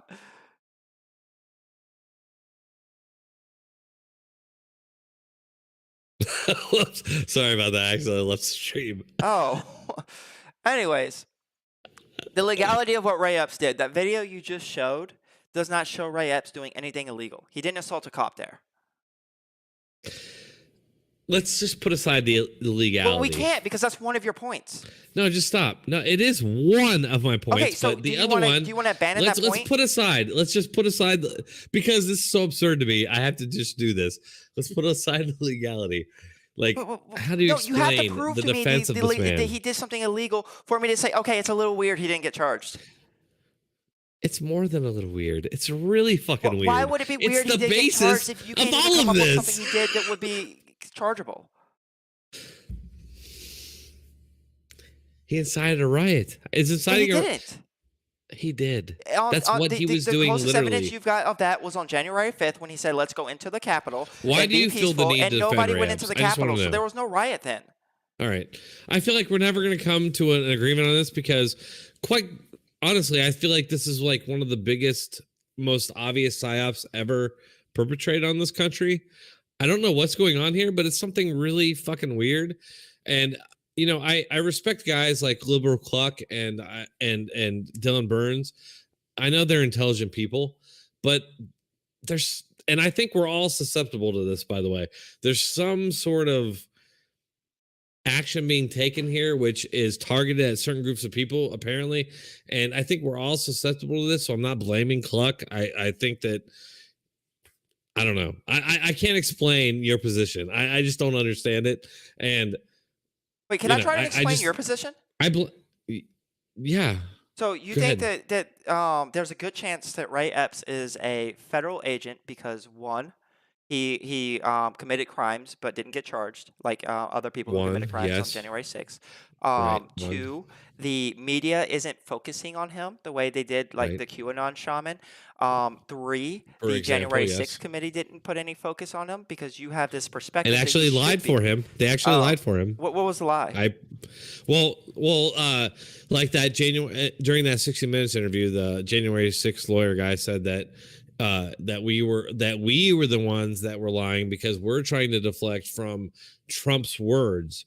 And the truth is that the January 6th committee, and you can look this up, Snopes actually confirms this, that they actually edited out Trump's words about marching peacefully. They edited that out of every video they played. So they didn't lie about Ray took Epps, that though. out. No, hold on. You hear what I'm saying? No, I hear what you're saying. It just has nothing to do with Ray They Epps. purposely took that out. Why do you think they did that? I don't know, to make Trump look bad. That has nothing to do with Ray More Epps. than that, it connects to Ray Epps. It's like Ray Epps did do that. Like he did. He's on video. He's the only guy on video doing that. You know what I'm saying? Dude, I'm telling you, this is purposeful. Everything, all this shit is purposeful. I'm telling you. They cannot blame Trump. It's funny because their whole thing has already imploded anyway. It doesn't matter, but they're still clinging on to it anyway. Like they're not going to get Trump for this. Obviously, it's already imploded. but like they're still trying, and they can't let it go, because if they do, they'd be admitting that. I fucking hate the state of our politics, because it leads to retarded dumbass shit like this. Like, because this should be obvious. And I know you're smart, and I know that like you're just. I appreciate your arguing with me, Cluck. I feel like this is bullshit. No, I really don't. No? Because everything you have. You really. So you really like, think like that last? You really think he's a victim in this shit? Do I think he's a victim? No, I think he put himself in that Fuck situation. him. Like I feel like fuck Ray Epps. Yeah. So yeah, I don't really care. No, I mean I don't think he should be getting... Let me, Clark, can I tell you something real quick? When I saw what was happening on January 6th, I was disgusted. I didn't like it. So I'm a right winger. I did not want that to happen. I did not like to see it happen. I didn't want it to happen, but this guy made it happen. Who is this guy? You know what I'm saying? Like, you got to open your mind a little bit to the shenanigans that are going on out there, I think. Well, I think that if I'm going to connect them editing Trump's speech to Ray Epps, and try to claim that January 6th lied for Ray Epps because they edited Trump's speech, I think that's opening your mind a little bit too much, because them editing Trump's speech isn't lying for Ray Epps. Like, what? Excuse me. You can claim that it's lying by omission. Now you're making excuses for like bad. Orwellian censorship. Cluck, are you like a CIA? Are you a CIA agent? Am I? Is this the only reason I can get guests? Is because they're all CIA agents? I don't think you're actually a CIA agent. I hope you're not. You kind of look like you might be, though. I work for a prison. You already know this. I could see you being an agent of some kind. I'm a counselor. We're both. Look at us. Look, I have blue eyes too, bro. We're both like Irish ancestry. Okay. Anyway. Stop right. Being so. How many people you got watching? I'm gonna end this. I'm gonna end this because I don't know where to go with. I don't know where to go at this point. I'm just like, that's fine. How many people you got watching? I don't know where to go. I don't know where to go. But I appreciate you coming, Clark. How many people you got watching right now? Nobody. There's like 33 people. Nobody. Oh, okay, that's perfect. All right. So listen, I am trying to drop woke Twitch, for based free speech Rumble. And I need 25 followers in order to do that. I need 25 followers. Follow him. Come on, guys. Stream on Rumble. Just search for Liberal Cluck on Rumble, and you'll find me. I got it's chicken avatar. Follow me. You don't need to watch me. You don't need to like my videos or anything. I just want to stream. So yeah, if you wanna support free speech by taking a streamer from Twitch and over to Rumble, then yeah, follow me on Rumble. Guys, go help him. Whatever. It's Rumble. I'll go over there and debate him. This guy. Why are you not on Rumble? I'm on Rumble. Oh, are you? Okay, cool. Yeah, of course. Are you on Kick? Yeah. No. No. Okay. But hey, wait, thanks, I got an audience question. You want to answer this one for me?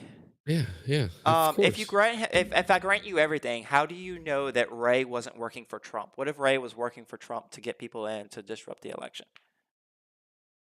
Yeah, I think there's something going on with Ray, and I'll explain why this is. There's a lot of different reasons to suspect Ray is dirty. But let me give you one huge example. So we have the GOP baseball game shooting, which most people don't even know happened. So what that was a Democrat. I know what it is. Okay, so your audience may not, but Democrat opened fire on a GOP baseball game. Almost killed Steve Scalise, and while he was doing this, he was screaming, "This is for healthcare." So that happened, and then Director Ray tried to pass it off as suicide by cop, tried to cover it up, pass it off. Years later, when pressed with all the evidence, which was pretty obvious early on, admitted that it was that it was domestic terrorism. It was a Democrat targeting Republicans, and so. I definitely question Director Ray's credibility. He seems like a partisan actor to me because it's pretty clear that was if that had happened the other way, do you think that would ever be a question?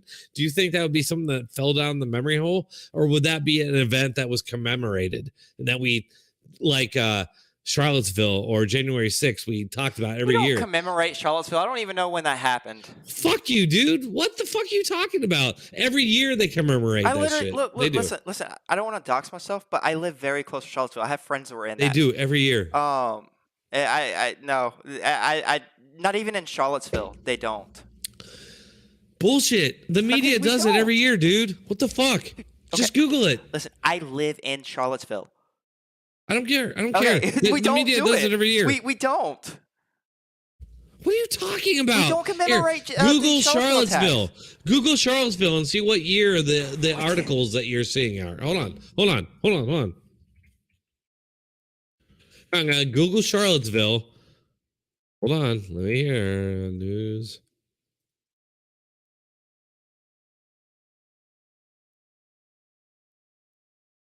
Here we go. So let me just put this on over here. Oh, there we go. I got the latest one in 2021. 2022 for me. 5 years. This is NPR. That's not state media. 5 years after Charlottesville rally, residents grapple with the memories. That's in April or August 12th, 2022. The residents over here isn't grappling with shit. The direct family is probably still grappling with it. My point is, this is a common thread, dude. This is what the media commemorates so-called right-wing violence. They memory hold left-wing violence. So it seems very one-sided. Okay. It happens. It's a real thing. I mean, I guarantee you couldn't tell me a single fucking example of left-wing violence. Kenosha. Well, good. Chaz. I wouldn't call. Well, I would call the riots left-wing violence. Yeah. Yeah. Yeah. Good for you. It's never been called that ever in the media. Okay. I'm glad you admit that it is, but yeah.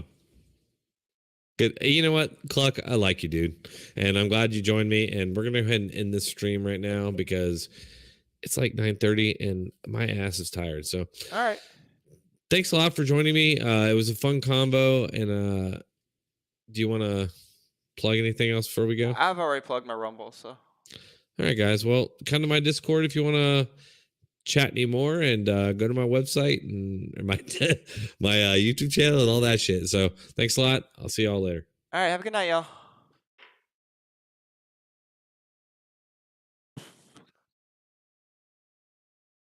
Tim Hot Tub. Oh with the gosh, I scoop can't here. believe I doxed myself to make a point to that guy. I don't care. It's just me and my friend here.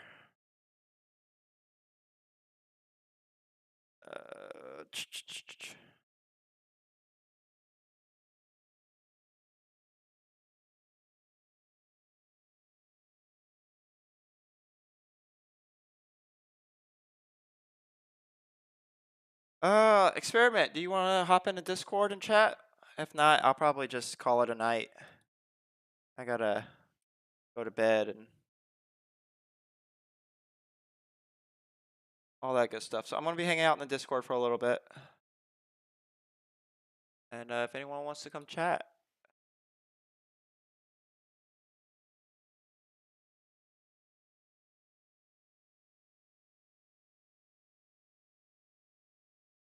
I am working on going through my debate with Rob Noor. And I'm working on going through my debate with Rob Noor, and I'm picking out points that he makes that I want to do more research on. I already did that. I did. And there's a lot of them. I'll probably do the rest of it on stream sometime. I just haven't had the will to stream recently.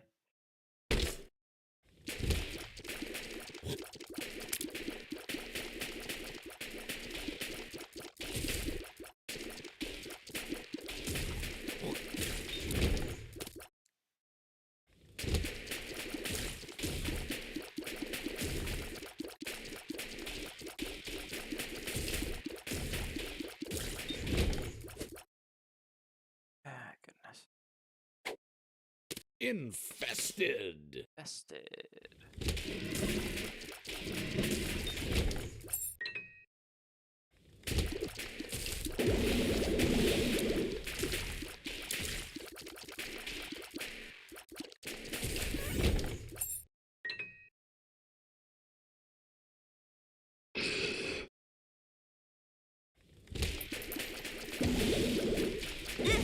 Aw, you fucker. Yeah, I wasn't right there.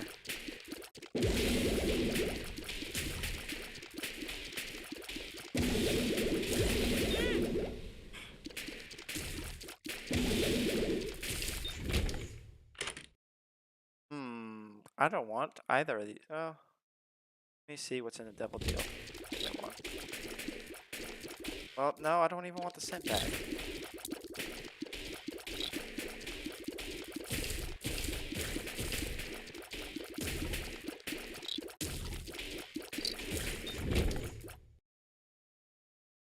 I'll hop in a minute. Cool. Oof. Right. Oh. Yeah, I've already opened the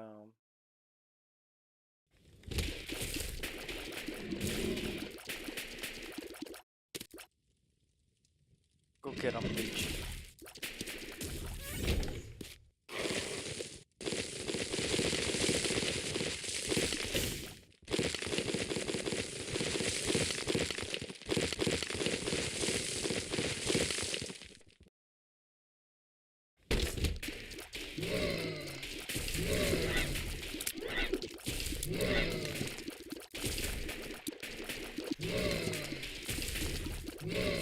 I'm so tired. Holy crap.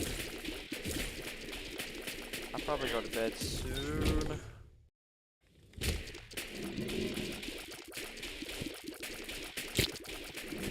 What's good, my dude? Hey, how's it going? It's going good. Going good. Feeling a little kooky right now. I had too much caffeine today. This late? Wait, is it late where you are? It's about 8:30. So Damn. sort of late. But I don't have work tomorrow, so I don't have to worry about that. Nice. Do you normally drink a lot of caffeine or caffeine at all? Yeah, I'm a caffeine addict. Oh, okay. I'm like, the health standards are like 400 milligrams a day. You don't want to go above that, and I'm right there. Like, that's my operating. I need to cut that shit down. Yeah. But if it's getting me hyped, then that's a good sign, because it doesn't mean I'm like too what is the freaking tolerant.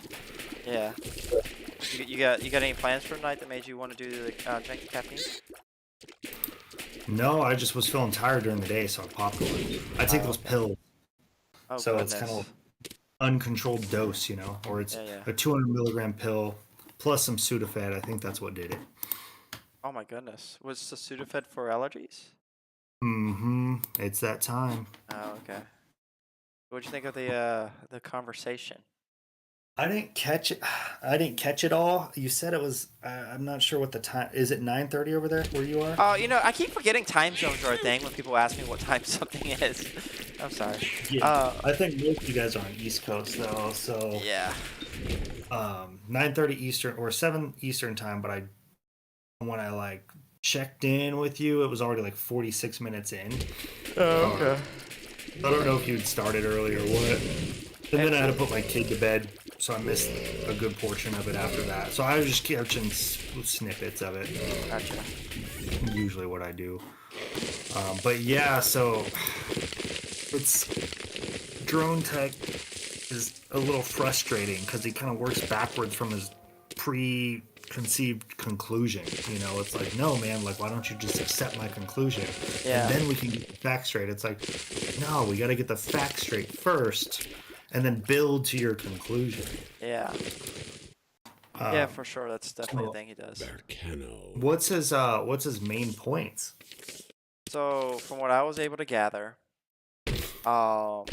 Ray Epps should have been arrested. Why wasn't he arrested? That's suspicious that he wasn't arrested. However, he couldn't tell us what he should have been arrested for. Okay. He provided nothing that Ray Epps did that was illegal. The closest thing that he could provide that made him look guilty of anything was the video of him saying we need to go into the Capitol, which you've already seen that, right? I've seen that one. Yeah. He's a big dude, right? He's like the big kind of. I don't know if he's big. He's old, from from what I I remember. think he's like he seems like he's a tall guy. Like I thought he was tall. Maybe I'm thinking of a different video, but let me look up pictures of him real quick. So, but so just this one guy should be arrested because, or is he have a conspiracy of like he's working with the deep state or some shit? Yeah, it's the deep state thing. He thinks that he's a Fed, and his evidence of that is he should have been arrested because he for what was happening in the Capitol. Why wasn't he arrested? The answer to that's obviously because he didn't commit any crimes. He couldn't provide any crimes, evidence of any crimes that he committed. The video of him saying he tries to claim, oh well, that saying that you want to go into the Capitol is incitement, right? But that video happened January 5th, not January 6th. Nobody went into the Capitol day he said that. If somebody had gone into the Capitol day he said that, maybe he'd have a case. When he said that, was it like he's like plotting with people to go into the Capitol, or he's telling them that like then and there to go into the Capitol? Yeah, it was like, come on guys, we gotta go in the Capitol. It's like a rallying call. Oh, okay. So, I mean, it could have planted a seed in people's heads. I mean, I don't know how like deep those laws go of incitement, right? Because you know, we kind of wanted to get Trump on incitement, but there was never a direct thing because he's always talking out both sides of his mouth. I don't know. There's other cases where people say things and it leads to incitement because it's a similar situation with Trump, but I guess it's more direct, or the words that they use are more likely to lead to the conclusion that they incited something. Yeah, but like you would have to show what he incited, and there was nothing to show because nothing happened. Like you can say he planted seeds in people's heads, but nobody's even making that claim. Where they're like, oh yeah, I did this because Ray Epps told me to, January 5th. Yeah, when they were saying the exact opposite, like Trump told us to do this. Like, Yeah, they said yeah. it. And then like when he tweets out, you guys should leave the Capitol or leave a message, or he made that message to leave, then they all left. Yeah. But and then like it's funny because didn't Dronetek, I caught him saying that Ray Epps had mentioned going in. You guys discussing that there at the tail end of your conversation. Yeah. But all the people around him were in denial, like, what, man, that's crazy. Yeah, yeah. That was Dronetek's point, was they were all saying it was crazy, and Ray Epps was the one telling him to do it. And it's like, well, do you think they did it after they thought it was crazy? Were those the people that went into the Capitol? Probably not, right? Yeah, so I was trying to make the point that there was thousands and thousands of people there. So it's very possible that that there were people unrelated to Ray Epps who went into the Capitol just because there was thousands of people. Like, you get mob mentality. You get like a riot started and people just kind of follow suit. Yeah. So yeah, there's definitely more. I doubt he spoke to everyone that went into the Capitol, and like who's to say that he directly influenced? Like he's just some guy. Who is he connected to any of the people? Where none of them would have had the thought of going into the Capitol without Ray Epps there. Like they're there to stop the certification of an election. Yeah. Or we're just going to protest outside and bring like military garb and all that, and then and then like some guy mentioned something, so let's throw a fence at a cop. Yeah. Like, that's crazy shit, Yeah. For sure. But still, is there any connection between Ray Epps and like was he a ex FBI agent? No, there's none of that. Oh god. So they're just suspicious. I feel like they always need a boogeyman, like with the Fauci thing. It's like, why are you picking on this dude right now? Like, yeah, he's a lot. Like, he's either made mistakes in his speech with the whole wear a mask, don't wear a mask thing, and he's like, he's caught lying. Well, I told a fib there. And then they kind of use that and run with it and add a whole narrative to it. Yeah. And like, they fucking hate Fauci, even though like Trump was in charge. Every governor and every mayor in every state was locking places down. It's not Anthony Fauci doing that. Yeah. Trump's Trump and Republicans and Democrats are signing bills so that we can get money for a vaccine, and they call it the Fauci vaccine. Why do you have this one dude, this guy that you just decide like he's the target of all our rage, you know? Yeah. And then they build a weird case around it. But I feel like that they need that. That's like a motivating factor for them. Yeah. Conservatives, I'm talking about, or right wingers, whatever the hell you want to say. Yep. So there was the legality thing that he was arguing, and then it was like it's awfully strange that like this guy isn't a boogeyman for the right, for the left, and yet, you know, the QAnon shaman and Trump and Ashley Babbitt were, Mm-hmm. and that was like his point, and I'm just like, It's like, oh, it's weird that the media is directing attention towards them and not my guy that I've decided. When it's like the thing you're accusing Ray Epps of doing is like the same thing we're accusing Trump of doing, and one clearly has more power, you know. yeah. and Well, the thing that makes Trump different in my mind is that is that he created the entire narrative that calls January 6th out of whole cloth. Yeah. Oh yeah. He did even more than. Yeah, and there's also just he's more powerful. He's the one, like, those people wouldn't have been there if he wasn't going to also give a speech. Like, that's extra incentive for them to show up. Well, those people wouldn't have been there if he wasn't telling lies about the election being stolen. Yeah. Yeah. I mean, you may have some people, because it seems like the right always has a conspiracy about things, regardless if it's perpetuated by Donald Trump or not. But definitely the number of people, I think.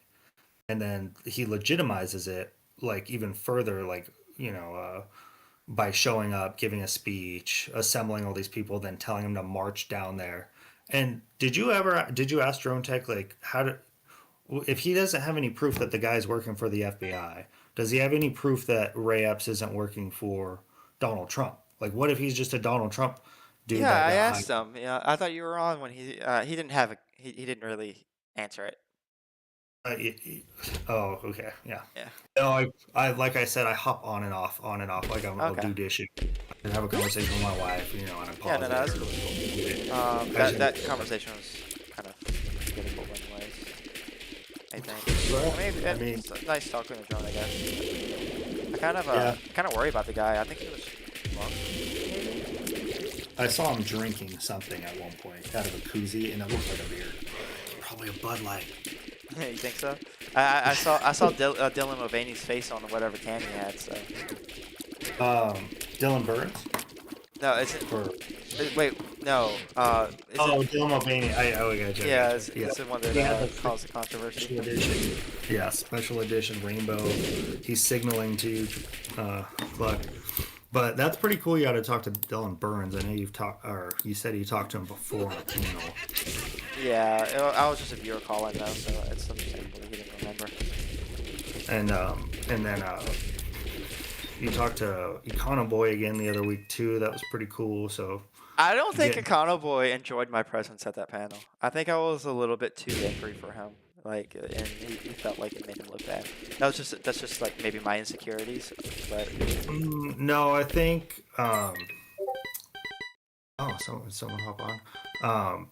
I think I listened to that whole panel and it was pretty good. I actually enjoyed that conversation. It was like a solid, you know, quality conversation. I think the other liberal guy that was on there though kind of came off a little all over the place, like he was just trying to get the conservatives, you know? Yeah. And like he started out, it's weird because I was like, again, just listening in headphones, and you know, because when I'm listening to these things, I'm like thinking, what would I say in this situation? What would my points be? And I think mine was like a blend of yours and Econo Boy, and I'm like, you know, you kind of started off with that dude, which kind of hit on. He was hitting some weird stuff. I have no idea what he was talking about half the time. Yeah. The other guy. And then you came in with some some good solid perspective, and then Econo Boy did, and I thought that was like a freaking suplex, whatever the hell he said. Is like the framing of this debate to begin with is just kind of contentionable. Yeah. Was like, is the narrative, is the left wing narrative causing more left wing trans violence or whatever it is? Like, okay, but why is the left narrating it this way? Why are they narrating it that way to begin with? And what's having real world implications on these trans people? The right wing coming after them and making laws, banning them from getting their medication, whatever the fuck it is. So why the fuck do you guys just want to blame the left for shit? Always. Yeah. You know who I got to talk to yesterday? No. I wasn't on stream, but I talked to Not So Erudite and Wick. Who's that? Oh, you don't know them? Okay, well, never mind. I can't. No bragging, man. No. They're. I mean, I don't think Wick is a orbiter, but Not So Erudite's a Destiny orbiter. Oh, okay. She's a pretty popular one. I went in as a viewer call-in. Oh, okay. You just called in. Yeah, they completely disagreed with everything I said. Which was kind Are of they liberals or are they? Yeah, they're pretty liberals. I was a little surprised how hard they disagreed with me. I wasn't too surprised they disagreed. But like how hard they disagreed was a little surprising. Yeah, I think some people. I think, like with your conversation with Econo Boy, I think you come off too passive. Like you need to be able to get in there and make your point. I guess I'm not gonna tell you what to do or anything like that.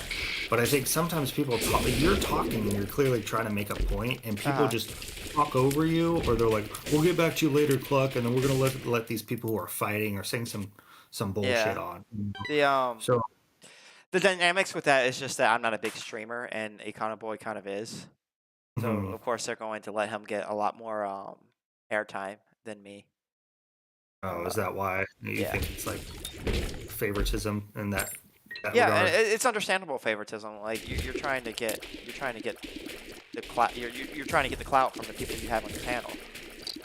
So you're gonna want the person with the most clout to talk the most.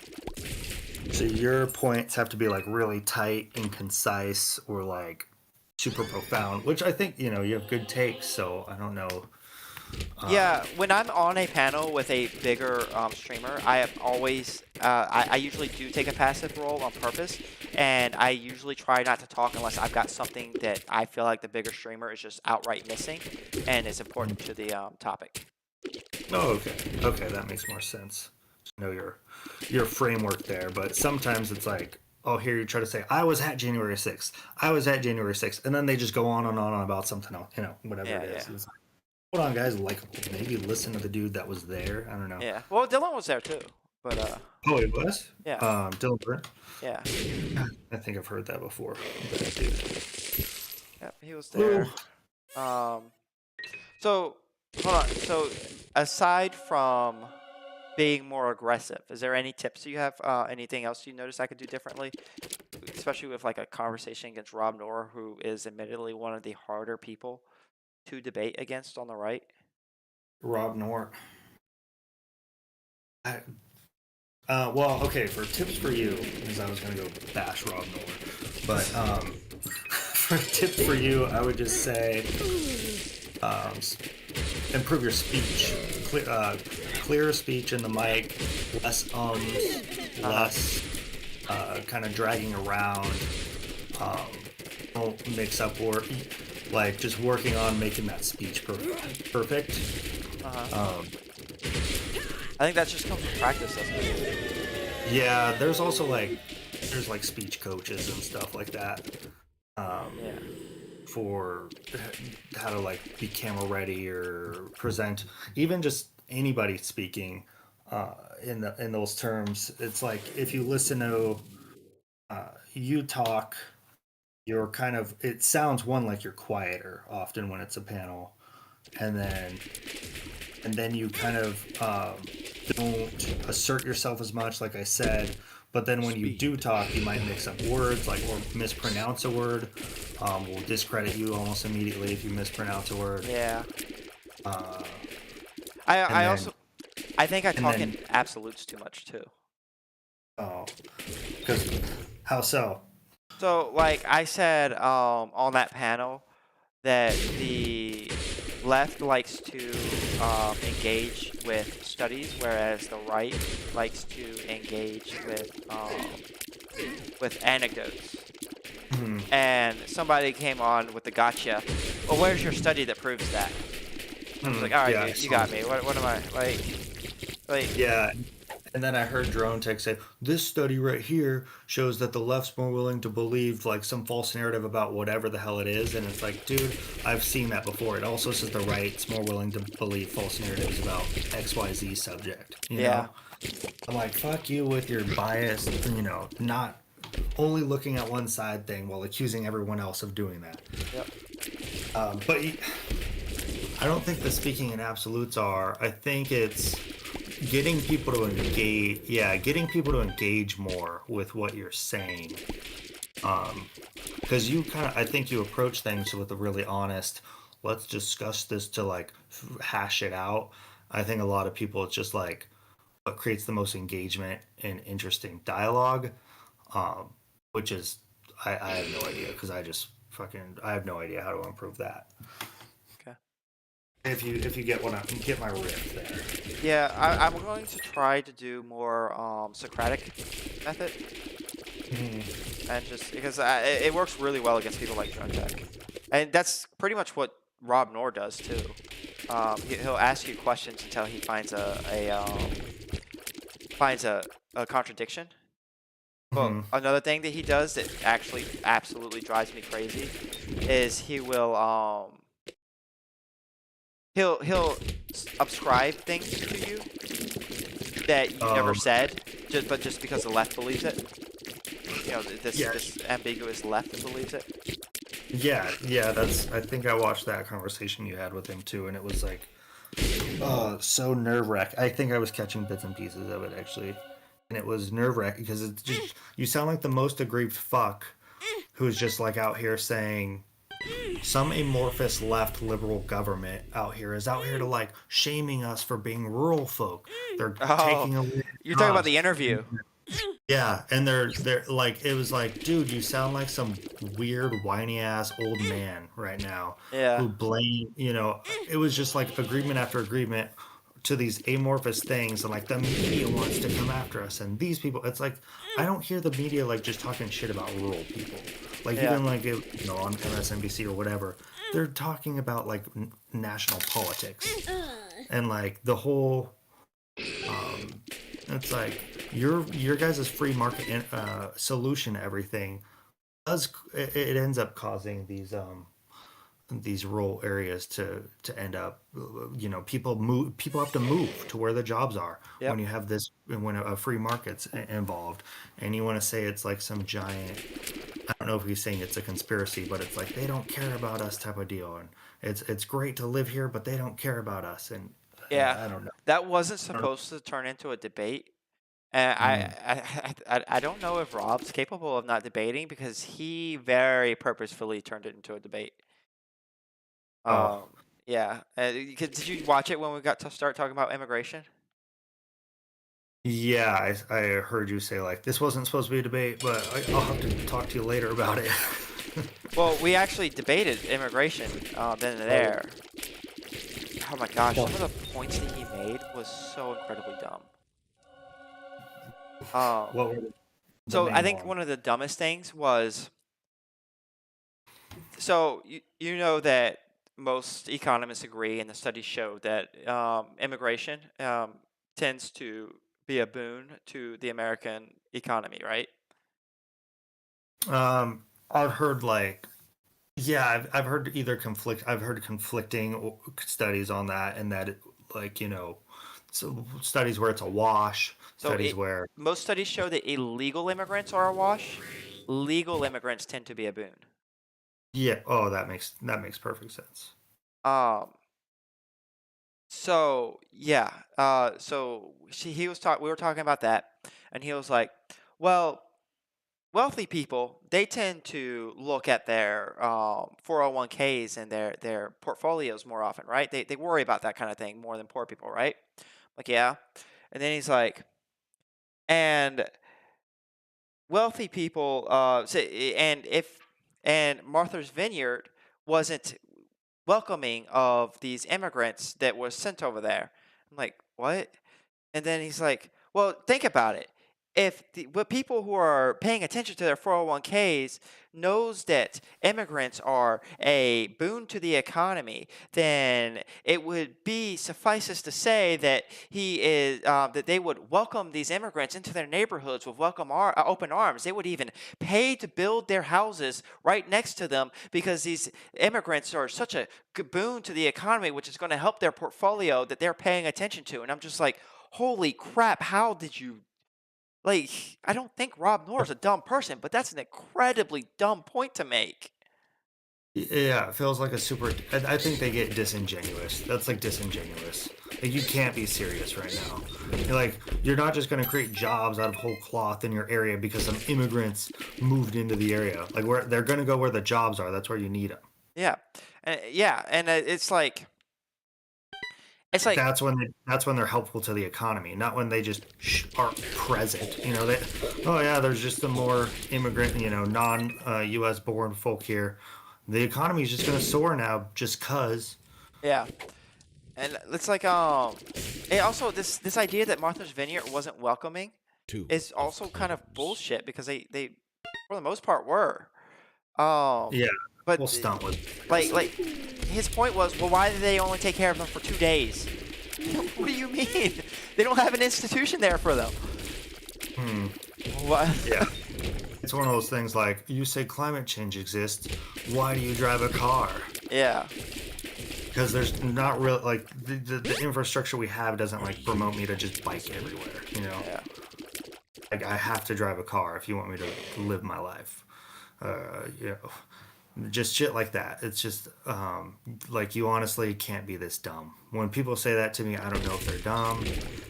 Which I know you said you don't like to ascribe dumbness, so I think they're just bad faith. No, I won't ascribe conspiracy to something that can just be explained with idiocy. Like I'm going to assume the person's dumb before they're a part of a big conspiracy. Okay, I don't know what context that's referring to. Did you see those things I messaged you? DM'd me? Yeah, I DM'd you a while ago when we talked. Oh, goodness. I don't even know how to check. This is how bad I am on this freaking. Here's the latest on the trial. Look at the request to have the show tomorrow was withdrawn and happening off campus. What was this in context of? This was like the college that banned a drag show. Judge Kazmarek, the guy that tried to like block Misoprostone from being FDA approved, try to the people that got blocked from being able to have their drag show try to have a free speech type of court case where it was like, hey, you're blocking our free speech. Like this is the college blocking our free speech. And then Judge Kazmarek, who's appointed by Trump, required them to do a little bit extra. Like, oh, you got to get this extra paperwork in by this date, or you're still not allowed to have this drag show. So they ended up having the drag show off campus. And I think that's just the main gist of that was drag show. It was for charity. It happened off campus. I was going to go, or I wasn't going to go. I got invited to go. I did not. I had to watch my kid that night. And then there was another story in there. Do you listen to podcasts at all? Yeah, some of them. Have you heard of Alphabet Boys? I have not. It's this guy that's he does this. I'll DM you this one too. But we were talking about how the FBI may infiltrate like different groups, and I guess this kind of goes in line with the conversation about Ray Epps, how the FBI will infiltrate different groups and kind of entrap them, entrap groups to commit violence or whatever. Well, this is like a whole, like the thing that I was reading, I discussed earlier. There's a whole podcast on it. It's pretty cool. So the FBI like infiltrated this Black Lives Matter in Denver, and we're trying to get the people more riled up to commit like major crimes. Like they try to help one of the members kill the district attorney or something like that. Is there good evidence that the FBI incited this? Because usually I treat these kind of claims with high degrees of skepticism. I'm trying to think what the evidence was that the FBI was, because like the FBI being present isn't enough for me to say that they were trying to get them to commit these crimes. The FBI simply being present means that they just had a mole inside the group. So what they did was they had a guy. They had all this stuff. They have recordings of all this stuff. It's like recordings. What they did was there's basically this weird character. Like it's kind of the show of the podcast. And this is the first season. They're gonna have other seasons with more cases like this. This weird like biker dude who drove a hearse. I don't know if you've heard of this guy. And like lied about, he had like this false valor of he went to Iraq and Syria and fought with the Kurds, and he would go around like kind of being this weird, like this tough guy, but he like kind of show up at these BLM protests with all these guns in the back of his hearse and just start like calling the shots. He's like this weird biker dude, and ended up gaining the trust of them because he would tell them where the cops were, because he had like young DSA folk going around the corners watching out for cops, so he would relay that information to BLM. So like, oh, like this guy's like cool, he's like on our side, and he knows how to fight, like he seems like a fighter.